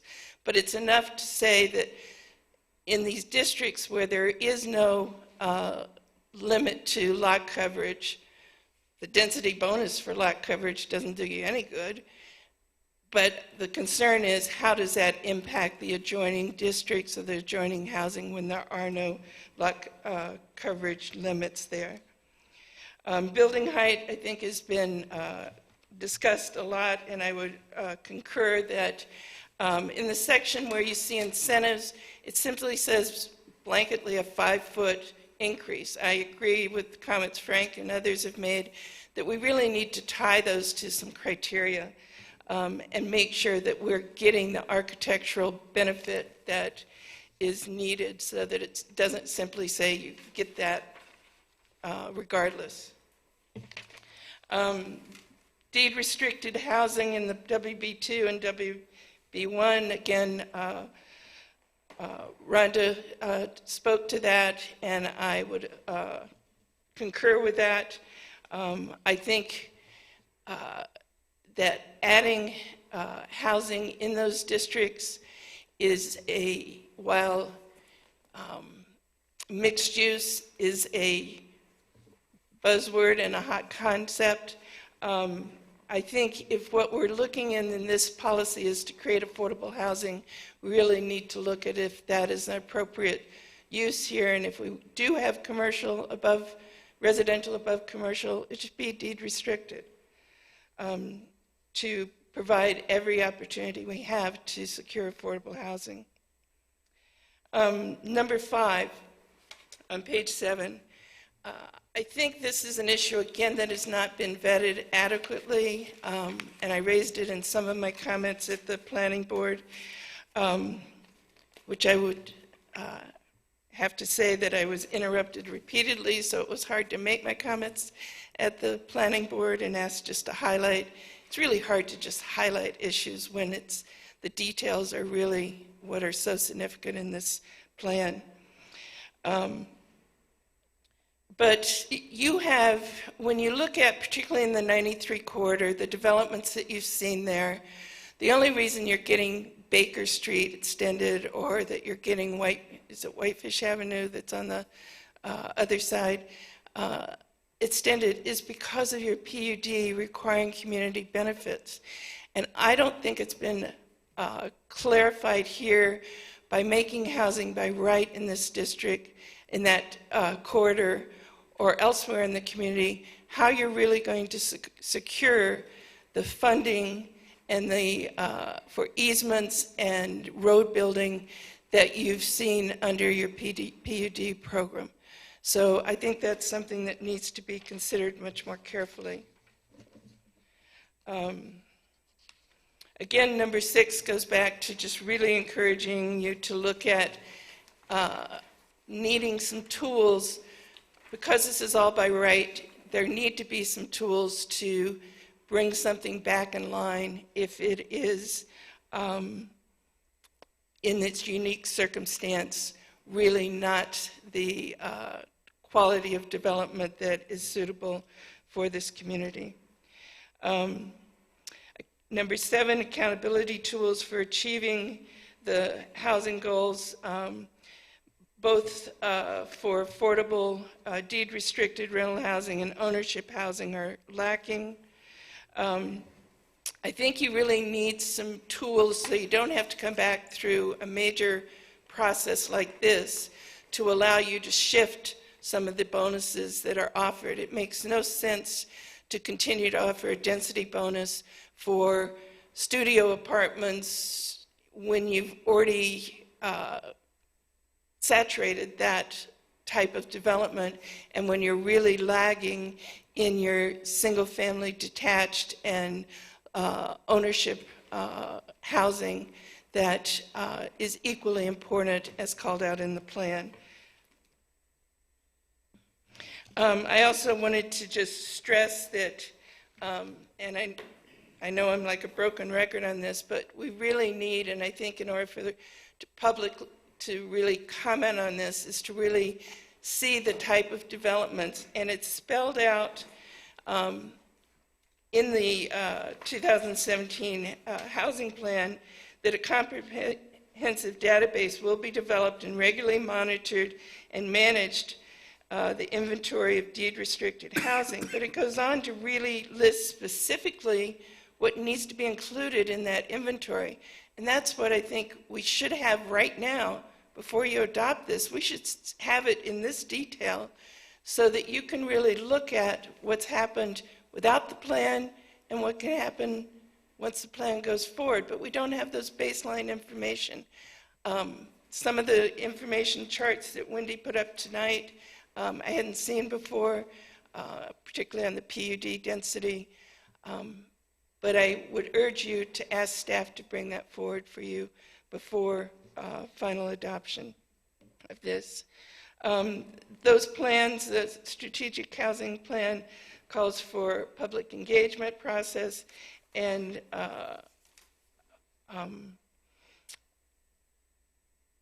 a way to keep the public engaged in the amendment process going forward. And again, I think you need to look under your administrative section, which is 11-1A-7, and make sure that those items are addressed in that administrative section so that the public really feels like they have a voice and a role in this plan moving forward.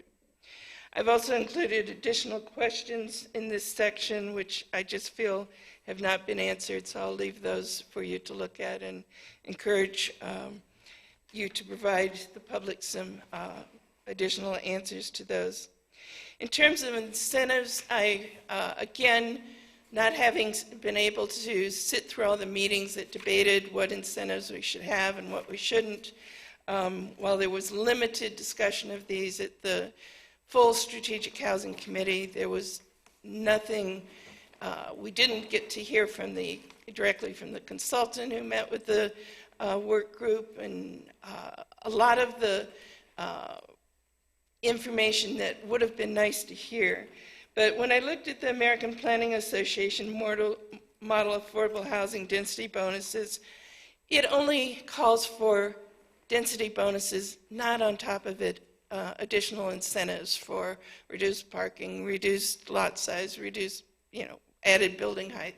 And I think the public really needs to understand how these incentives were arrived at. It should be noted that in the 2017 Whitefish Strategic Housing Plan, when I went back through that, only one community was identified as offering in exchange for requirements of building affordable housing, both density bonuses and the incentives for flexible development standards, and that was Breckenridge, Colorado. So are we an outlier? Are we, that's why I've also asked that we see, I know staff has poo-hooed and said we can't possibly look at cost, but you could take the Riverbanks development that you just approved as a PUD and look at what was the value of that acre of parking that they got reduced? What was the value of the increased density that they got? What was the value of the on-street parking that they were given? There are developments that have been done that I think you can really look at. We know what it costs to build a road in the city. We know what reduced setbacks cost. Those sort of projects that have already been done, you can go back and really provide some financial information that I think would be informative. Again, on the affordable housing bonus, one of my bullet points here asks for clarification. Wendy's slide today, I would need to look at it and study it a little bit more carefully to understand it, but it's not clear how this 20% bonus works when it's a PUD. And my question about density on density, I think there's some real legal issues as to what you can really impose on a neighborhood in terms of added density. I think you're trying to strike a balance with a 20% increase, but when you start going above that, I have some real concerns. And when you get into the PUD, you also have the blending with commercial density, and you have other factors that increase that density significantly. So that needs to be looked at. Again, I think Frank's point earlier, and this isn't in my comments, but I think his point that reduced parking, there's no clarification that says for that as an incentive that reduced parking can't simply rely on taking up on-street parking. I think you need to put some buffers and some clarification on some of these incentives to rein them in so that what you get is what you really intended. On page 11, number 9, more incentives to encourage the building and offering of single-family ownership units. Whitefish appears closer to achieving its multifamily rental goals in 2020, while the range of single-family ownerships, including detached single-family ownerships, are lacking. And I'm particularly concerned about under 11.1A-2 development standards, where it allows for 1/2 of the affordable units may be in a single detached development, can be duplexes, triplexes, or townhouses. Well, I think from a due process perspective, that's an issue where you're kind of singling out this one type of housing and allowing developers who build that kind of housing, which is probably one of the most desirable housing that, you know, people moving here would like to have, and you're saying, oh, it can just be done as duplexes, triplexes, and townhouses. It's not consistent with the 2017 implementation standards that call for similar housing. And then I have a couple of pages there of background information for that. On number 10, and I only have 2 more, so we're almost there.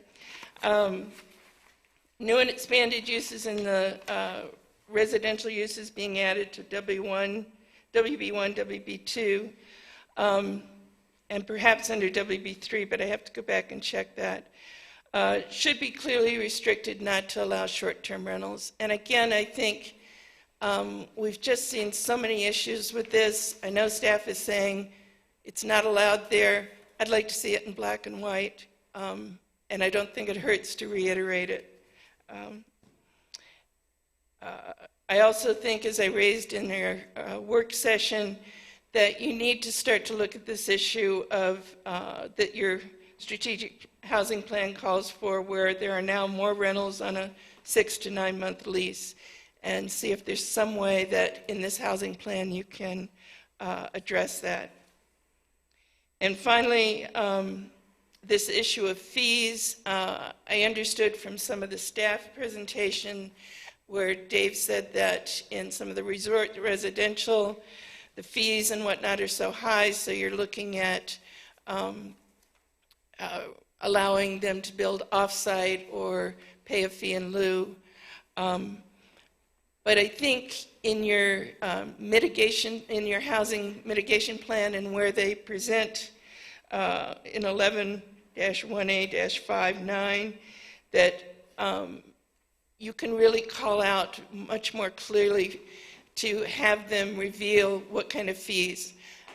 Like I've harped on the fact that some developments have gotten parking reductions, and then they're turning around and charging for parking. Those fees should be disclosed and transparent on developments as they come forward, so that they're not increasing the burden on affordability. And then on this back part are the legal opinion, which I think just was, I found interesting because it walked through some of the background issues, which I hope some of you will find interesting as well, and looking at that as a tool that you might use. And then I've also included the letter that I sent you on January 23rd, which I've asked to be made part of the record. I did not include the legal opinion with that, but asked that that be part of the record.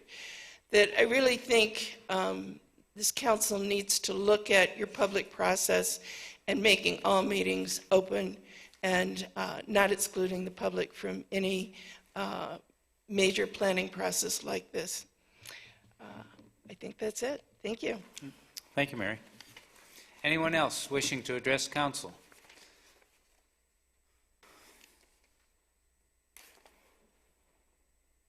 Hi, everybody. Greta Gansauer, 439 Caro Avenue.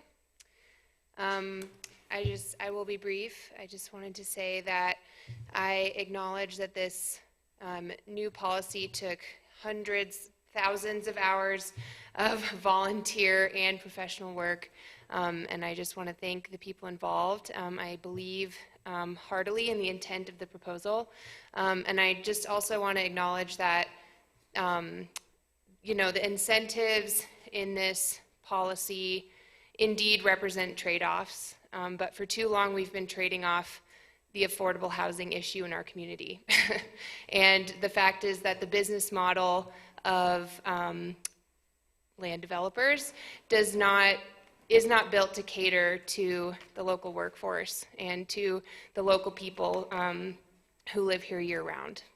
That is not where they make their profits. And so the market has created this issue, and I think it's time to regulate it. I think that's how we are going to see a long-term solution here. But I do think that we can still trust the market to fill the gaps that exist, i.e. to provide you know, studio apartment housing, detached single-family units, et cetera, because that's what the market does best. So although the incentives are unattractive, and perhaps some things deserve a second, third, or 100,000th look, I think that it's necessary at this time to make trade-offs in order to solve this issue. Thank you. Thank you, Greta. Anyone else wishing to address council? Anyone else? Not seeing anyone, I will close the public hearing on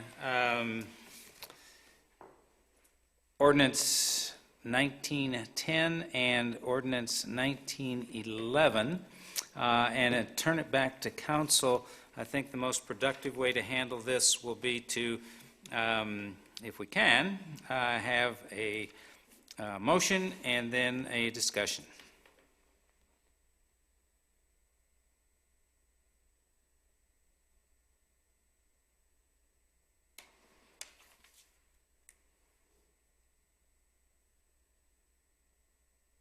Oh, sorry, Andy. Mr. Deputy Mayor, I would make a motion to approve ordinance number 19-10, which is an ordinance adding a new section to Chapter 1 General Zoning Provisions of Title 11 Zoning Regulations of the City of Whitefish Code to establish the Whitefish Legacy Homes Program on a first reading. It's been moved. I'll second. And Melissa second. Andy, you want to address your motion? Sure. I don't know that I can do it adequately. I don't know that I can do justice to all of the work that's been done by the committee and everyone else that's been involved along this process, but what I can tell you is this is not a new issue. I can remember Ward McCartney standing up here in about 1995 telling us that we were going to have an affordable housing problem.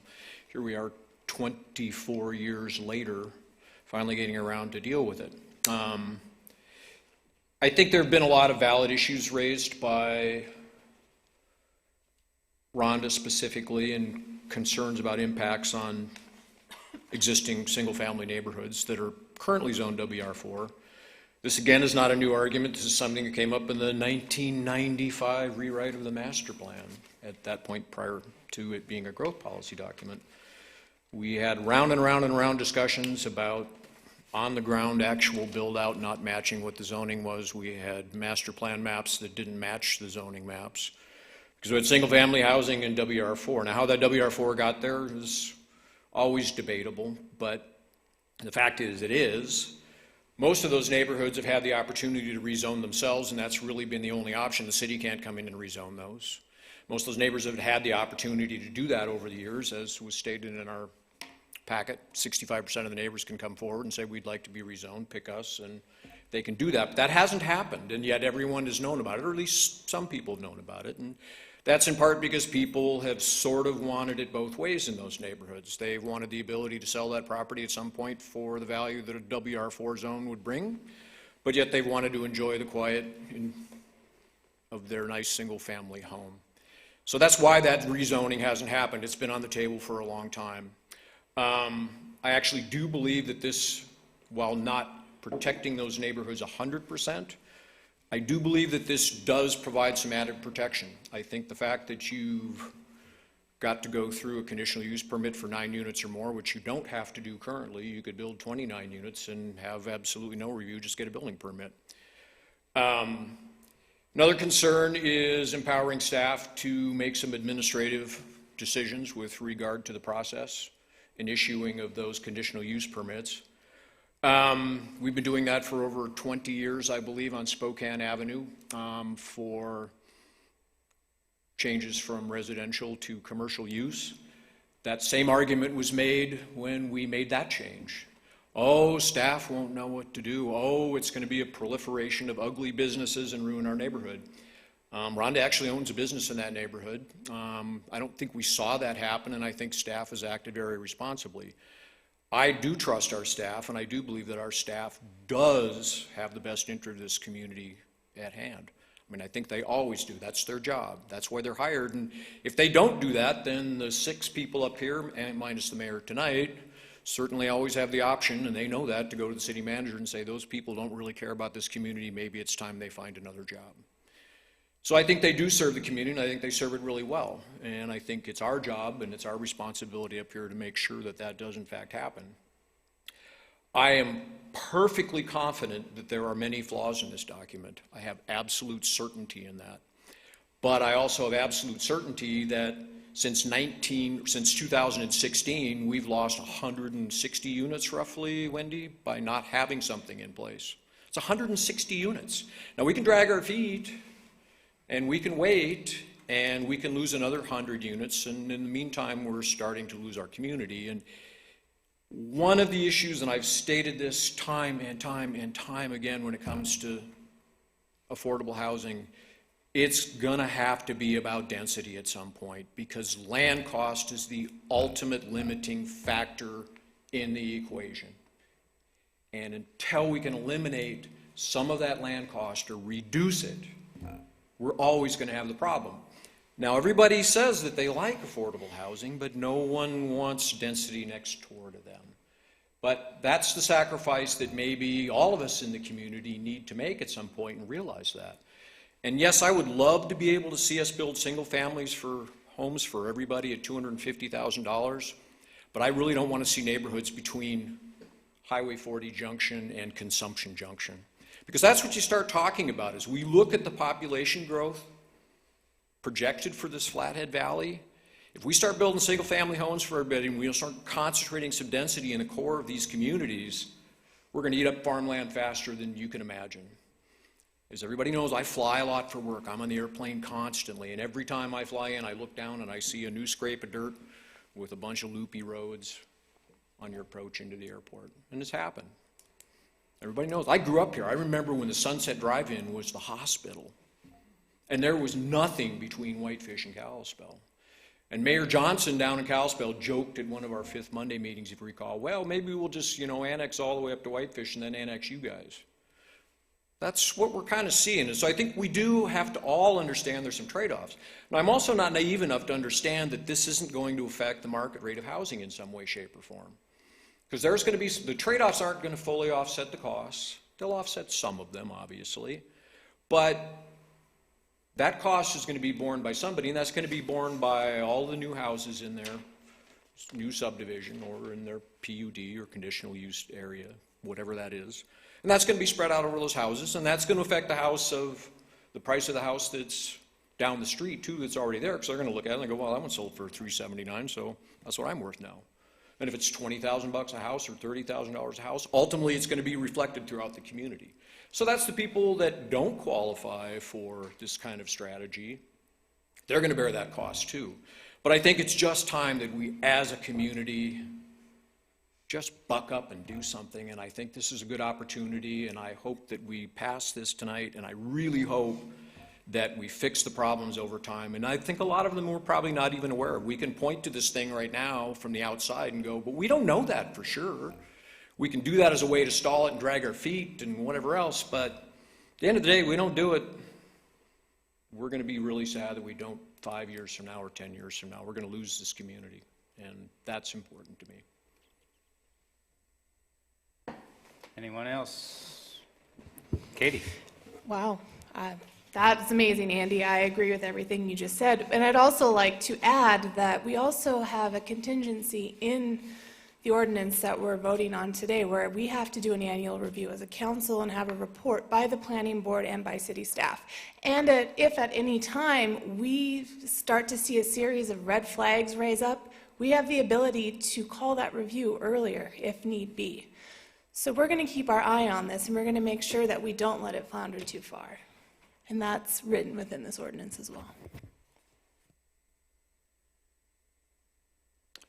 Anyone else? Frank?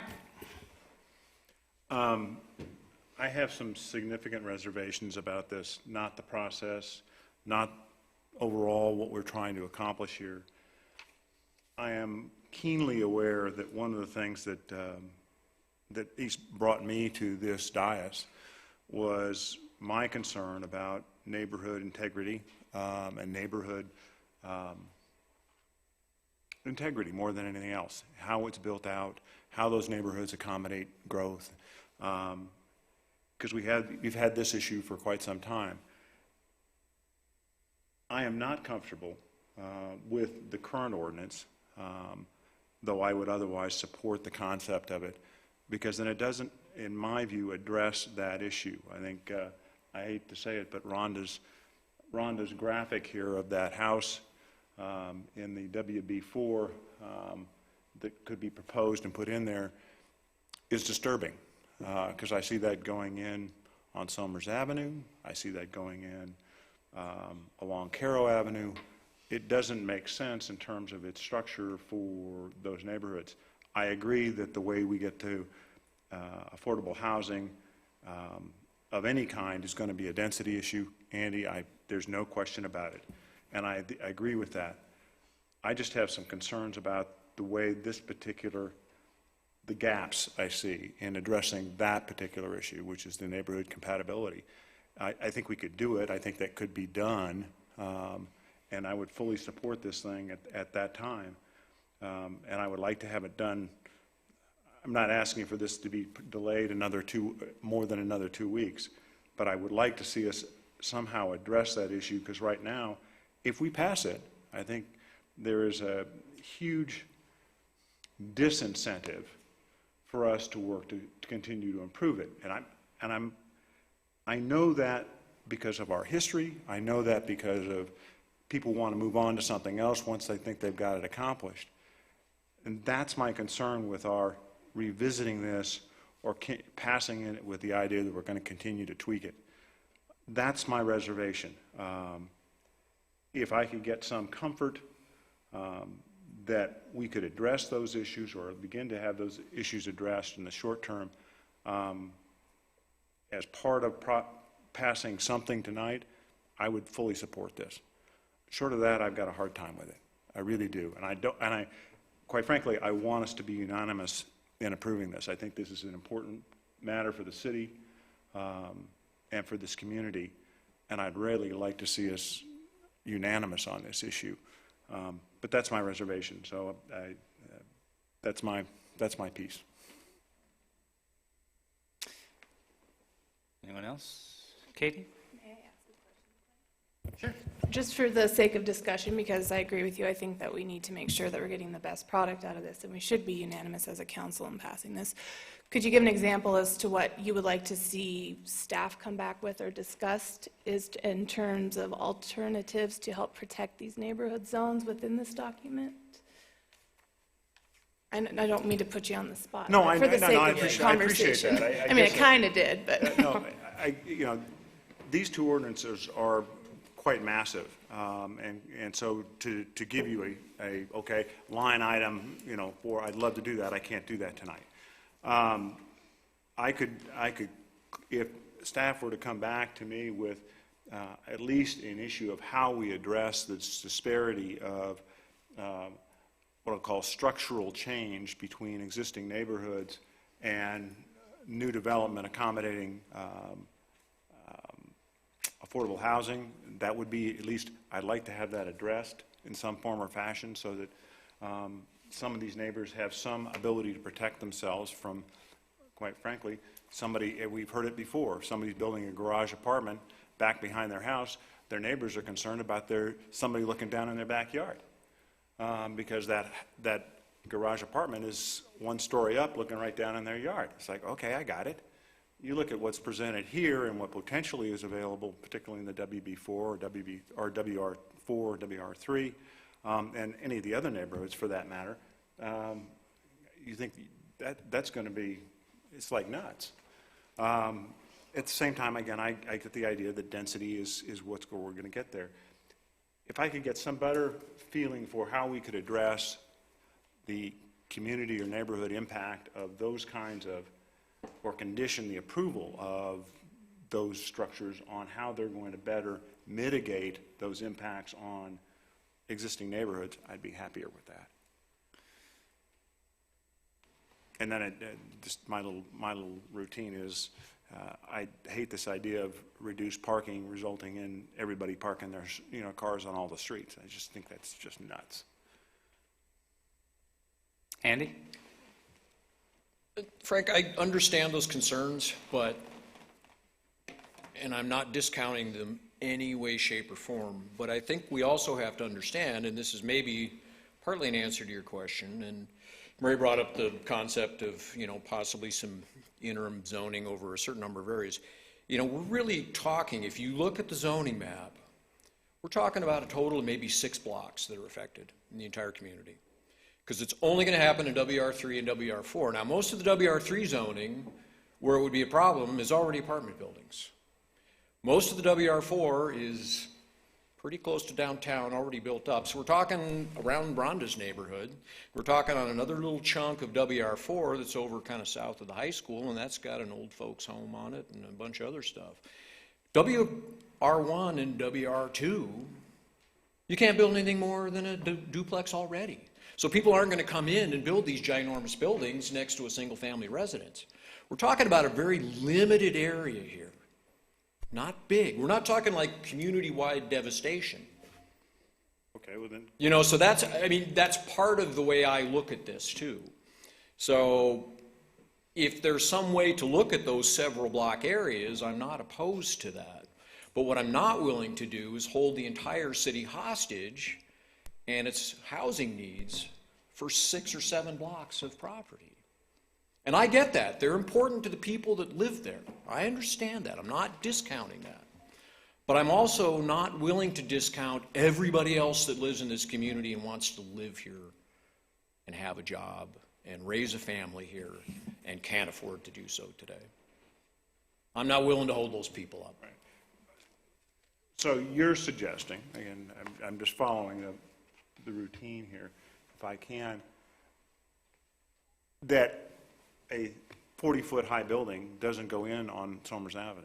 Can't. There's no WR4 zoning. There's no WR3 zoning. Can't.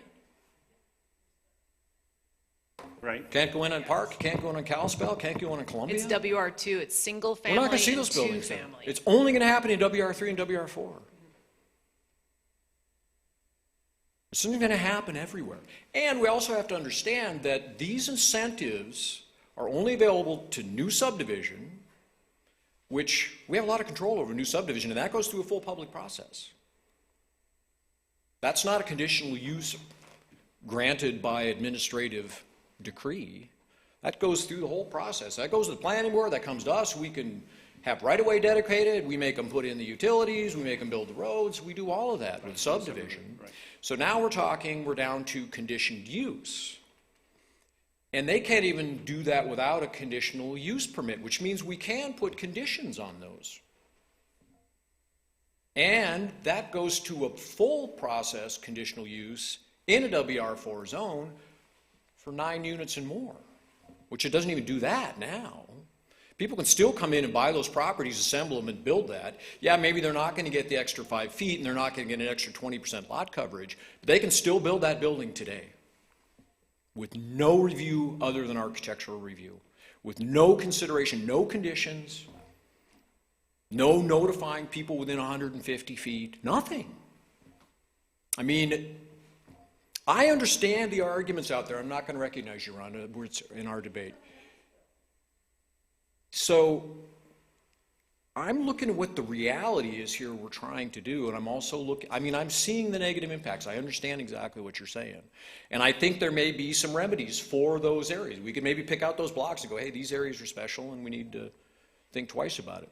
But you may have some of the property owners in there that aren't into that too. And they kind of need to be. Because otherwise we're downzoning them, and the court's pretty specific on our ability to do that. Got that problem. Yeah. So, anyway. Well, let me ask one other thing of staff then. To the extent that we were to pass this thing this evening, and I or others identify in some specificity some of the issues that or how to address some of the issues that we've got on this, how quickly could those amendments to this move through the process? Frank, I just want to say that at your next meeting, you're going to be reviewing mixed-use, multifamily, and non-residential development standards that add specific criteria to review conditional use permits, administrative conditional use permits for neighborhood compatibility, with requirements in there on how the buildings are going to step down or match, roof lines and adjacent buildings. And that stuff, if you guys want to spend, as much time as you want on that stuff, it's going to be coming to your next city council meeting. And that's specific criteria that we drew up so that we can address neighborhood compatibility on these new types of developments that are going to be coming in. But that's coming. It's coming. It already went to the planning board. It's coming to you next. Thank you.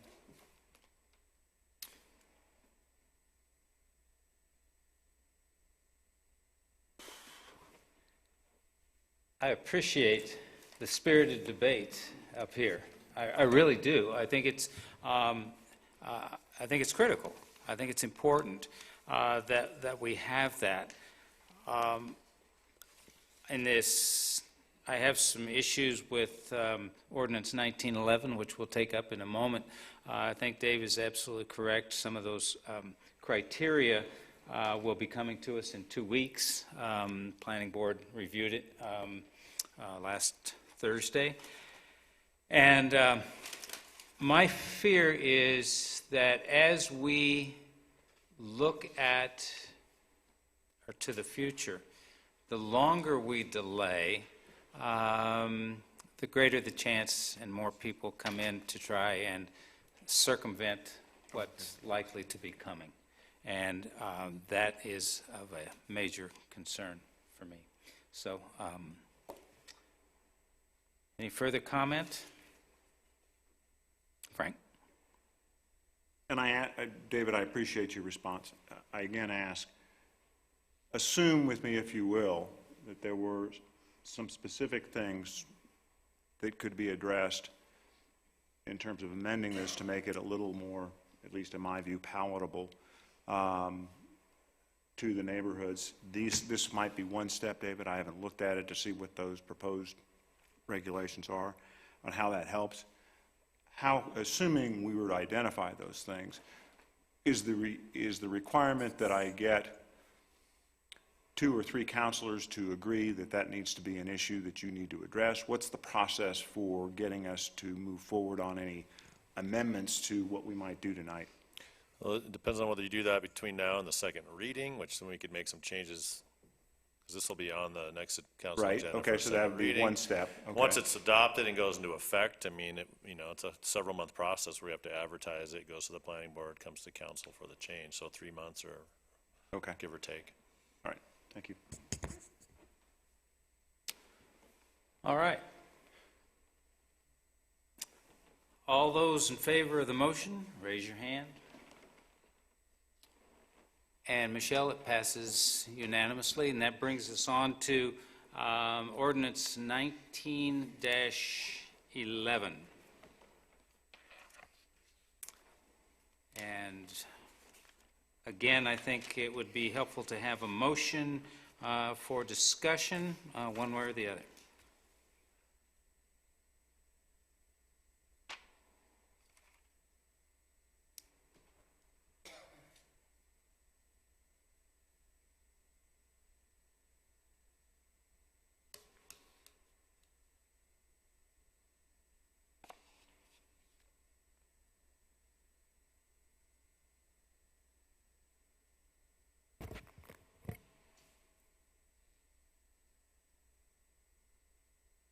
I would move to approve Ordinance 19-11 to adopt the attached ordinance amending Titles 11 and 12 in multiple sections, further implementing the Legacy Homes program as recommended by the Whitefish City Planning Board, along with findings of fact in the staff report.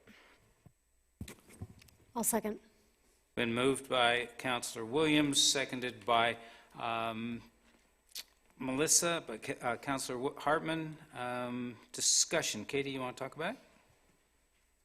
I really believe that Andy basically echoed most of my comments earlier. I think that this is one more step into the plan is to trying to achieve a balance and affordability within Whitefish and trying to find how we can maintain our workforce, allow developers to be able to do their thing, not govern economics and try to figure out how we can make this all work as symbiotically as possible. Yes, I think we do have a few things to work out. Maybe we can work that out in the next 2 weeks, but if not, we will identify it and fix it along the way. Any other comment? I have one change, or a friendly amendment, if I may? Yes. If it's all right with the... Yes. Okay. On page 399, if I can get there in a moment, 97, 98, 99, I think it's 399, yes. At the bottom of the page, under conditional use permits, it says that once the application is deemed complete, the planning staff shall notify in writing each property owner on a list certified by Flathead County Ownership Record within 150 feet of the subject parcel, excluding any right-of-way. My amendment would be to increase that to 300 feet, and I'll discuss it if I get a second. Second. If I look at, and it came up in the planning board as well, that 150 feet isn't much distance, and that 300 feet may be more appropriate. I think that this is one of those areas that might provide some additional protection to neighborhoods to increase the amount of neighborly involvement and consideration. I know that it would cost more money, cost the city for the additional mailings, but I think that it is worth it, not only for goodwill, but I think it's worth it so that the communities or the neighborhoods can weigh in, and that weighing in will apply to those standards that we will see that are coming forward from Planning Board to the Council. So I would like, that's my pitch for increasing from 150 to 300 feet. How do you want that to be recognized, or just change that wording? Approval for the motion. Oh. Got to vote on the motion. Oh, yeah, I got to vote on my motion. All those in favor of my motion? Okay, good. We're off on a good start here. Now, Dave, how would you like, how is that going to read? We'll just change 150 to 300 feet. Yep. And that's just for administrative conditional use permits, not full conditional use permits. So That's they'll right. still stay 150 feet. Yeah, because that's what we're going to end up with in the WR3 and WR4 is administrative. That's where that takes place. Correct? Well, just, it could be some of the other zones if they're in the B3 or the B1. Right, but I'm There's talking about the neighborhood protection, and so Yeah. this will include that. Yep. Yep, okay. All right, that brings us back to the original motion. Any further comment? Seeing none, all those in favor of approving ordinance 19-11 as amended, so signify by raising your hand. And it passes unanimously, Michelle. With that, let's take 10 minutes, please. Sorry, Craig, but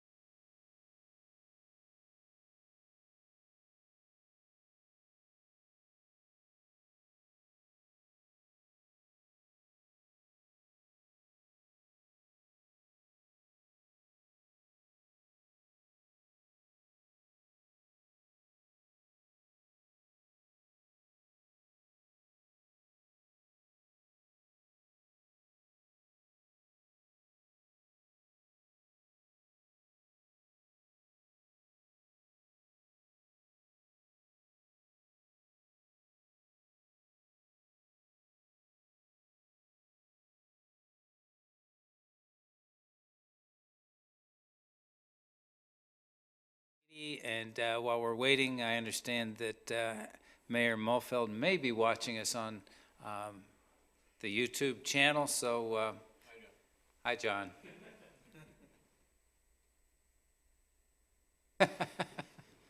Oh, I'm sure I'll hear something before I go to bed tonight from the mayor.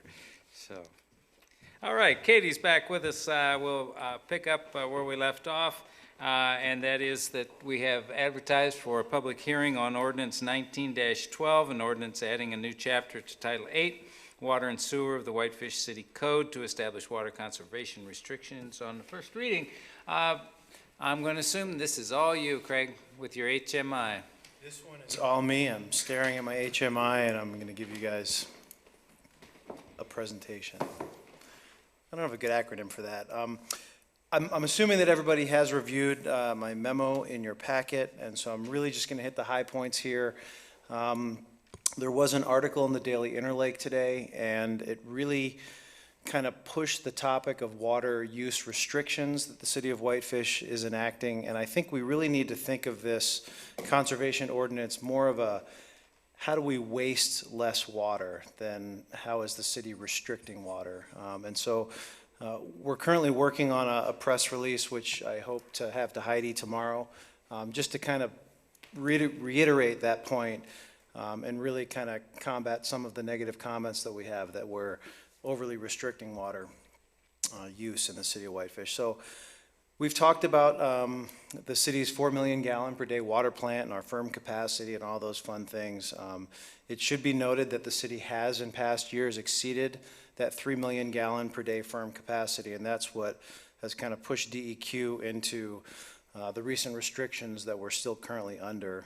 We have provided DEQ with a water system capacity evaluation report, and we're actively working with them to try and have those restrictions lifted as quickly as possible so that the city can continue to grow in a intelligent and sustainable way. And so the information that we submitted to DEQ recently justifies our ability to expand the water system by about 1,000 equivalent residential units. And so we'll be talking about that more in future meetings, but one of the ways that we can further increase our water capacity is by conserving water.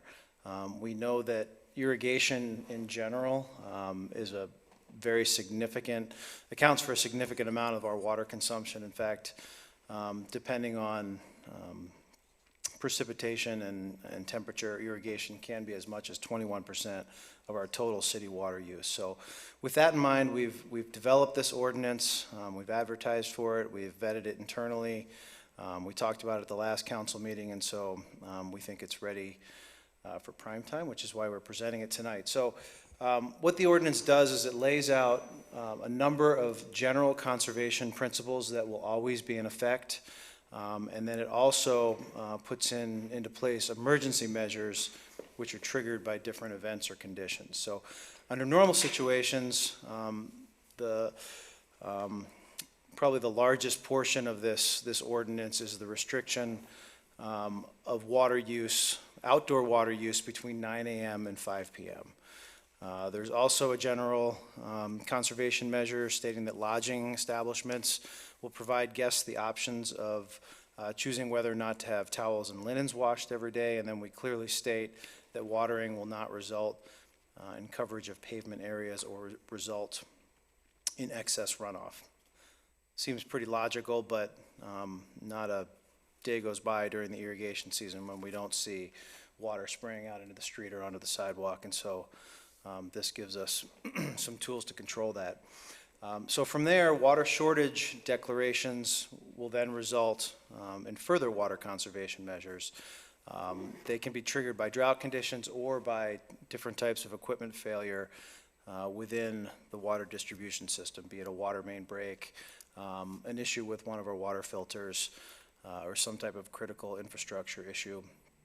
So under stage one, watering now becomes limited to 2 days per week. We do not allow any turf planting during the stage one water restriction, realizing that new turf typically requires water more than twice per week.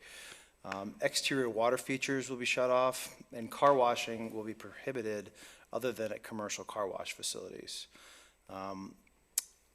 Moving into the second stage emergency, which would happen with a more severe drought condition or potentially a larger infrastructure issue, we have an all-out ban on water use outdoors. At that point, we will permit no new landscaping, not just turf, but any landscaping. And then at that point, under a stage 2, we'll also ban any washing of motor vehicles, boats, trailers, pavement, or the exterior of any building or structure. So a couple of very important exceptions during any of these, either general restriction times or triggered stages. One will always permit the supervised maintenance of automatic sprinkler systems. So we're not saying that irrigation contractors have to be out there, only until 9 a.m. or after 5 p.m. We will permit people to maintain their sprinkler systems during, daytime hours. Of course, we want to make sure everybody has their sprinkler systems operating as efficiently as possible, and so we want to make sure they have time to do that. Boat and trailer decontamination will be permitted under all circumstances. We don't want to spread aquatic invasive species, and so we want to make sure that we can use water to do that. And then one that we added since we discussed this at the last council meeting is commercial outdoor water use permits. We don't want to put anyone out of business as a result of this ordinance. So if you have a business that needs to use outdoor water in order to maintain the business, we're going to develop a commercial permit system that the Public Works Department will monitor. So I think one of the examples that came up at the last meeting was, I'm a commercial painter and we're under a stage 1 or stage 2 water use restriction. You can still come in, get a permit, pressure wash the house before you paint it, and we'll make sure everything works out there. So the same would go for let's say a tree nursery or a landscape nursery that comes in town and uses city water. We'd be able to issue a permit for them to continue to operate outside of these restrictions. It's also important to note that we're working really hard, the city is working hard to develop additional water capacity. We met last week to interview consultants to expand the water treatment plant. We're currently working with AE2S on potential groundwater sources. We're continuing to include cast iron water main replacement in our CIP and in our budget, which reduces leaks as well. So the current estimated cost for this group of projects could be as much as $18 million. We realize it's expensive, but anything we can do to reduce water use and water consumption will help offset those capital costs. So based on all of that, it is staff's recommendation that ordinance 19-12, I think, be approved and placed on the next council agenda for a second reading.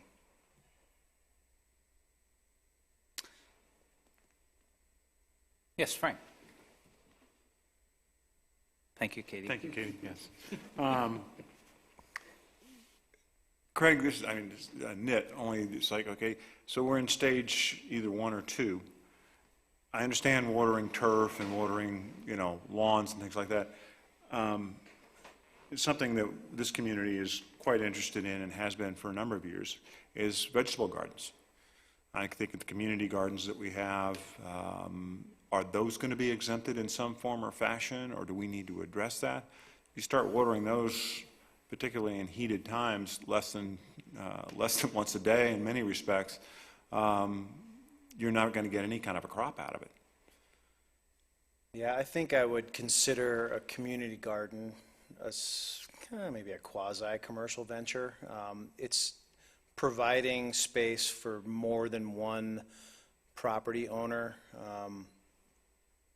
to use and maintain, and so I think that we would probably permit that type of water use during stage 1 and stage 2 restrictions. I know of several people that are just individuals, homes that have pretty substantial gardens around here. They're on city water. Are they going to be restricted from watering their own their own vegetable gardens? I understand flower gardens, different issue in some respects for some people, but vegetable gardens are an important thing. We hadn't discussed vegetable gardens up until now. It's a valid point. It's not just an aesthetic. I want my, Kentucky bluegrass lawn to look pretty. It'll come back next year. But if you're relying on that garden to feed yourself and your family, then maybe we do want to consider vegetable gardens in those exemptions. Okay. And that's something I think, correct me if I'm wrong, Angie, we could change or add language and then present again at the next council meeting. I think that would be important to address. The other is the issue of, somebody raised it with me, and I think there's an exception here. What about things like the downtown plants and things in the WB? Are those going to be restricted from watering those flowers?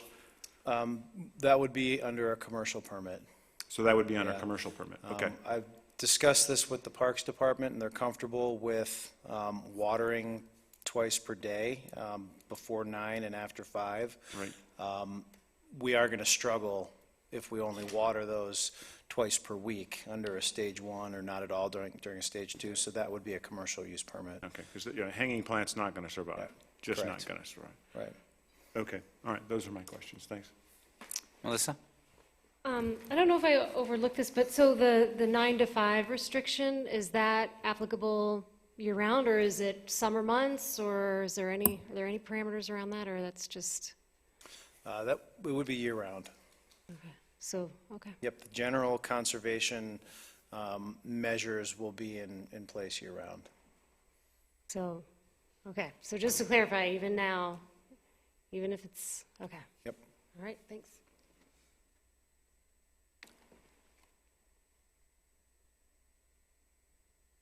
Is there a way in this ordinance to deal with, and maybe it's a completely different issue, but my thought is that to encourage xeric plants, water-resistant, or not water, but drought-resistant plants, and I think that Kentucky bluegrass probably takes more water than any other kind of lawn grass.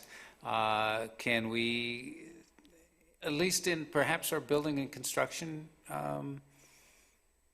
regulations, talk about that or not? Or am I just way off base here? No, Go ahead and tell me I'm off base. I think you're on base. I don't think that is necessarily that this ordinance is the place for those types of measures. We have talked about, as we update the engineering standards and we talk about erosion control and landscaping and things like that, definitely pushing low moisture type vegetation, and drought tolerant vegetation. I think perhaps in the performance standards that are in the existing zoning code, we could look to update as well. I see this ordinance as you must as opposed to you should or shall. And so I think we'll probably want to move into that a little more delicately, but this is something we need in place this irrigation season in order to reduce water consumption. So does this go away when we build capacity? It could. I'm not saying it Quite should. honestly, I don't think it should, though. I mean, really, the biggest thing that we're doing here, I think that stage 1 and stage 2 are much less likely to occur, but the measures that we have under the general conservation are just wise ways to conserve water. As much as 50% of your water can go to evaporation if you're irrigating during the day, and so why are we letting people just spray 50% of the water onto their lawn that isn't going to hit the grass? So I think it'll be a discussion point in a couple years when we have additional water capacity, but I think the general measures that we have for conservation that are in place should likely stay in place. Okay. Does the golf course use well water or city water? The golf course uses lake water. Lake water? Yep. And they have a water right, I'm sure, then, for that? Correct. It's a City of Whitefish water right that the golf course uses because we own the property. Okay, but they would fall under the same restriction, I'm assuming? They would not, no. Oh, 'cause it's This commercial. ordinance only applies to the use of city water. Uh-huh, okay. All right. Frank? It impresses me, Craig, that the work that you have done in reducing what I'll call our lost water in the system. Does the DEQ give us, for lack of a better term, any credit for improving our overall deliverability of water through our system as any kind of a credit towards our conservation or otherwise management of water? Because to the extent we went into what I'll call deficit, or we might have been using that fourth pond for actually delivering water, which the DEQ is concerned about, that was before you'd done all the work that you'd done to reduce our water rate or waste within the system itself. Did we get any credit for that? We'll find out. In conversations with DEQ, they've been equally favorable, and I think that, yes, we will get credit for that. And the other thing that is important to mention is that with that reduced waste, we're less likely to fall into a stage 1 or stage 2 trigger. And so it's just one of the things that we've done and will continue to do to try and prevent these additional conservation measures. But yeah, no, DEQ has mentioned that right off the bat. They were impressed with our reduction in water loss. Thank you. We did call for a public hearing. Anyone wish to speak on this matter? Mary?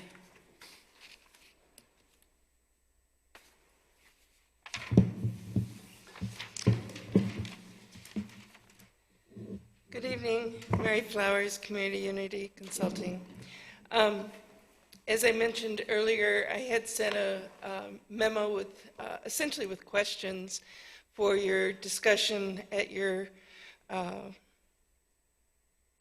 previous council meeting when this was on the agenda for discussion. I did watch that meeting on the video, and there was no discussion of the questions I raised. So I'm not sure, short of bugging Craig, what the appropriate way to get answers to questions are. So maybe I can get some guidance from you, but I would hope that when a member of the public sends some questions, and particularly in time for discussion when you are discussing the ordinance, that we could get some answers. So I'm just going to ask the same questions I asked back then and hope that I can get a little bit of answers, because it's hard to comment on an ordinance when you don't have all the information you needed. So one of the questions I asked was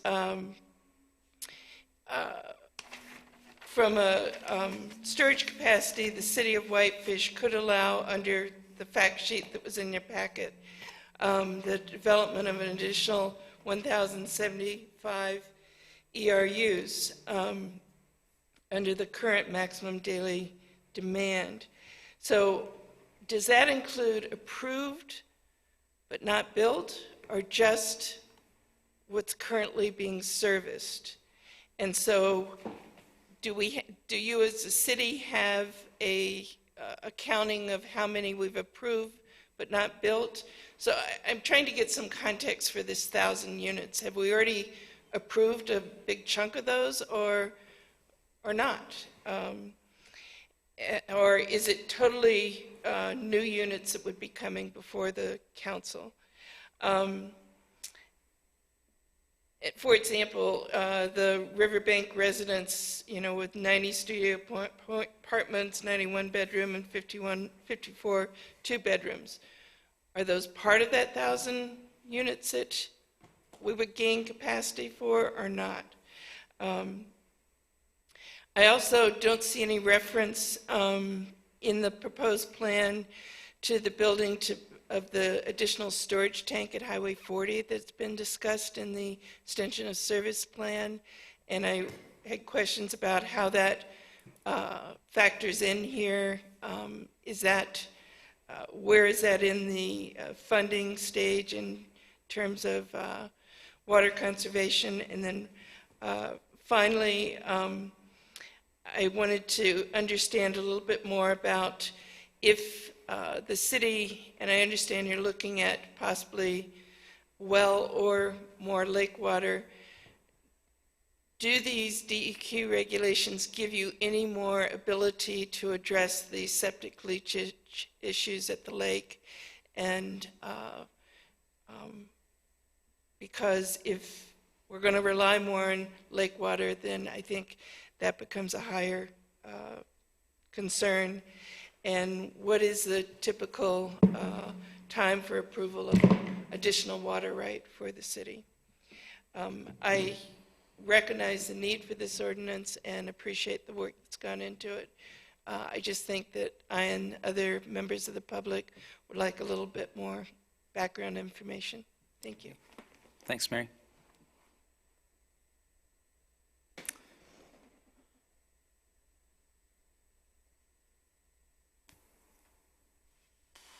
Normally, we wouldn't answer questions at this time. However, if, I think most of those have already been addressed in one form or another. Craig, you want to give a quick, would you give a quick answer to that? We're still working through exactly what DEQ wants to see in the additional ERU or equivalent dwelling unit numbers that we're giving to them. The assessment that we did basically looked at our max day water demand last year and said, okay, if one of our filters were to go offline right now on that August day in 2017, how much water would we have left after we had to fight a fire at our largest unsprinkled building? I know this is getting kind of into the weeds, but it's part of the answer. And so we did that calculation, and we came up with the amount of water that was left in the tank on that max day with one filter offline after we had to put that fire out. The amount of water that was left in the tank told us that we could still serve about 1,000, well, exactly 1,075 additional dwelling units. So that number assumes any additional water tap from that day in August of 2017. Now, it's not necessarily fair to say that every single unbuilt single-family lot is going to be built in the next year, and so what we're trying to do is figure out exactly how many new connections we can get and still work with DEQ. But that 1,075 assumes any approved lot in the city of Whitefish. So that could be a home on, or a lot on Columbia that wasn't developed, or it could be a brand new lot in High Point that was, just developed in the last couple of years. So that's the struggle that we're currently having with DEQ, is how to make that conversation, how to finish that conversation. I talked about $18 million worth of projects. One of those projects is a new water storage facility. We don't know exactly where that's going to be. We've talked about south of Highway 40. That may not, we're still doing a lot of modeling and a lot of analysis in the water distribution system, and there may be other places that would be more efficient to site that tank, but that's definitely part of the project. In terms of the septic leachate issue, another project that's included in that $18 million is extending our Whitefish Lake intake further out into the lake. We want to get that into a deeper strata of the lake, which will provide more constant, cooler temperatures, lower dissolved organics, and likely less septic leachate. I don't know that this ordinance necessarily gives us the ability to ratchet down septic leachate on the borders, but this does give us, and we do have in the plan, extending the line further out into the lake. Additional water rights and time frame, that's a really tricky question. There's a lot of different ways we can go about the groundwater situation. One of the things that we're currently looking at is existing water rights and potential existing wells where land could be for sale or where that water right could be for sale. Rather than developing a new water right, we think it's probably going to be more efficient to purchase an existing water right. And so it's kind of early in the process to really nail that question down, but it's going to take time. We know that our most immediate and guaranteed way of getting more water is from the lake. We have additional water rights from Whitefish Lake that we don't use. We have a pump station there, we have a treatment plant there, and so the most immediate guaranteed way to increase water capacity is taking more water from the lake and treating it at the water plant through plant capacity expansion. Great. Thanks, Craig. I'll need a motion? Unless there was somebody else in the audience who wanted to speak. Sorry. Oh, yes, I better close the public hearing. I will close the public hearing and see if we have a motion. Thank you very much, Michelle. Yes. Right. I would move to approve ordinance number 19-12, an ordinance adding a new chapter to Title 8, Water and Sewer of the Whitefish City Code to establish water conservation restrictions, and this is on a first reading. Okay, it's the motion. I'll need a second. Katie's trying. I second. Okay, Katie gives us the second. Any further discussion? Yes, I would move with a friendly amendment to add a provision to deal with the issues of vegetable gardens in particular within the city and eliminating any restrictions on the numbers of days that those might be watered, even in a stage 2 situation. If that can be addressed, we'll clearly, or if it's going to come back on a second reading, I'll deal with that. But that's my motion, that be included. I'll second.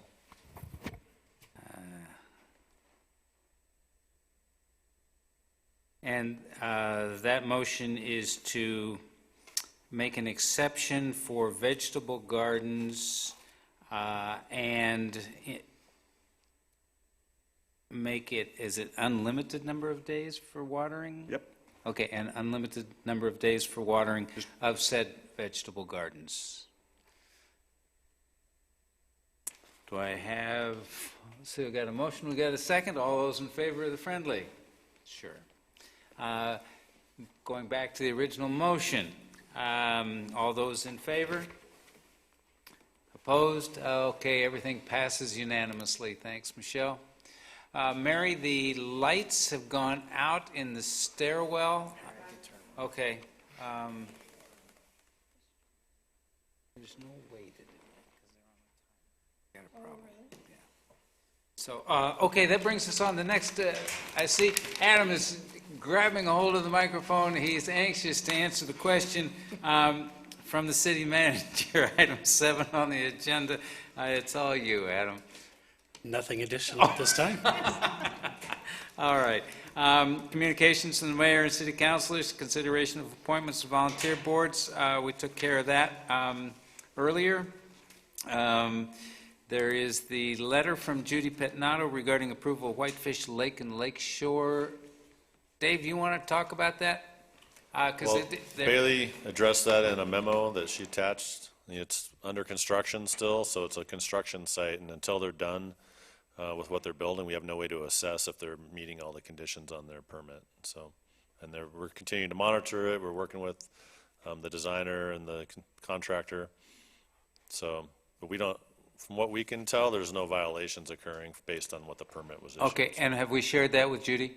Yeah, Bailey's been in touch with her. So. Okay, all right, because she contacted me after the last go-around and was very appreciative of the action that planning and council had taken, and I just want to make sure we're still with that.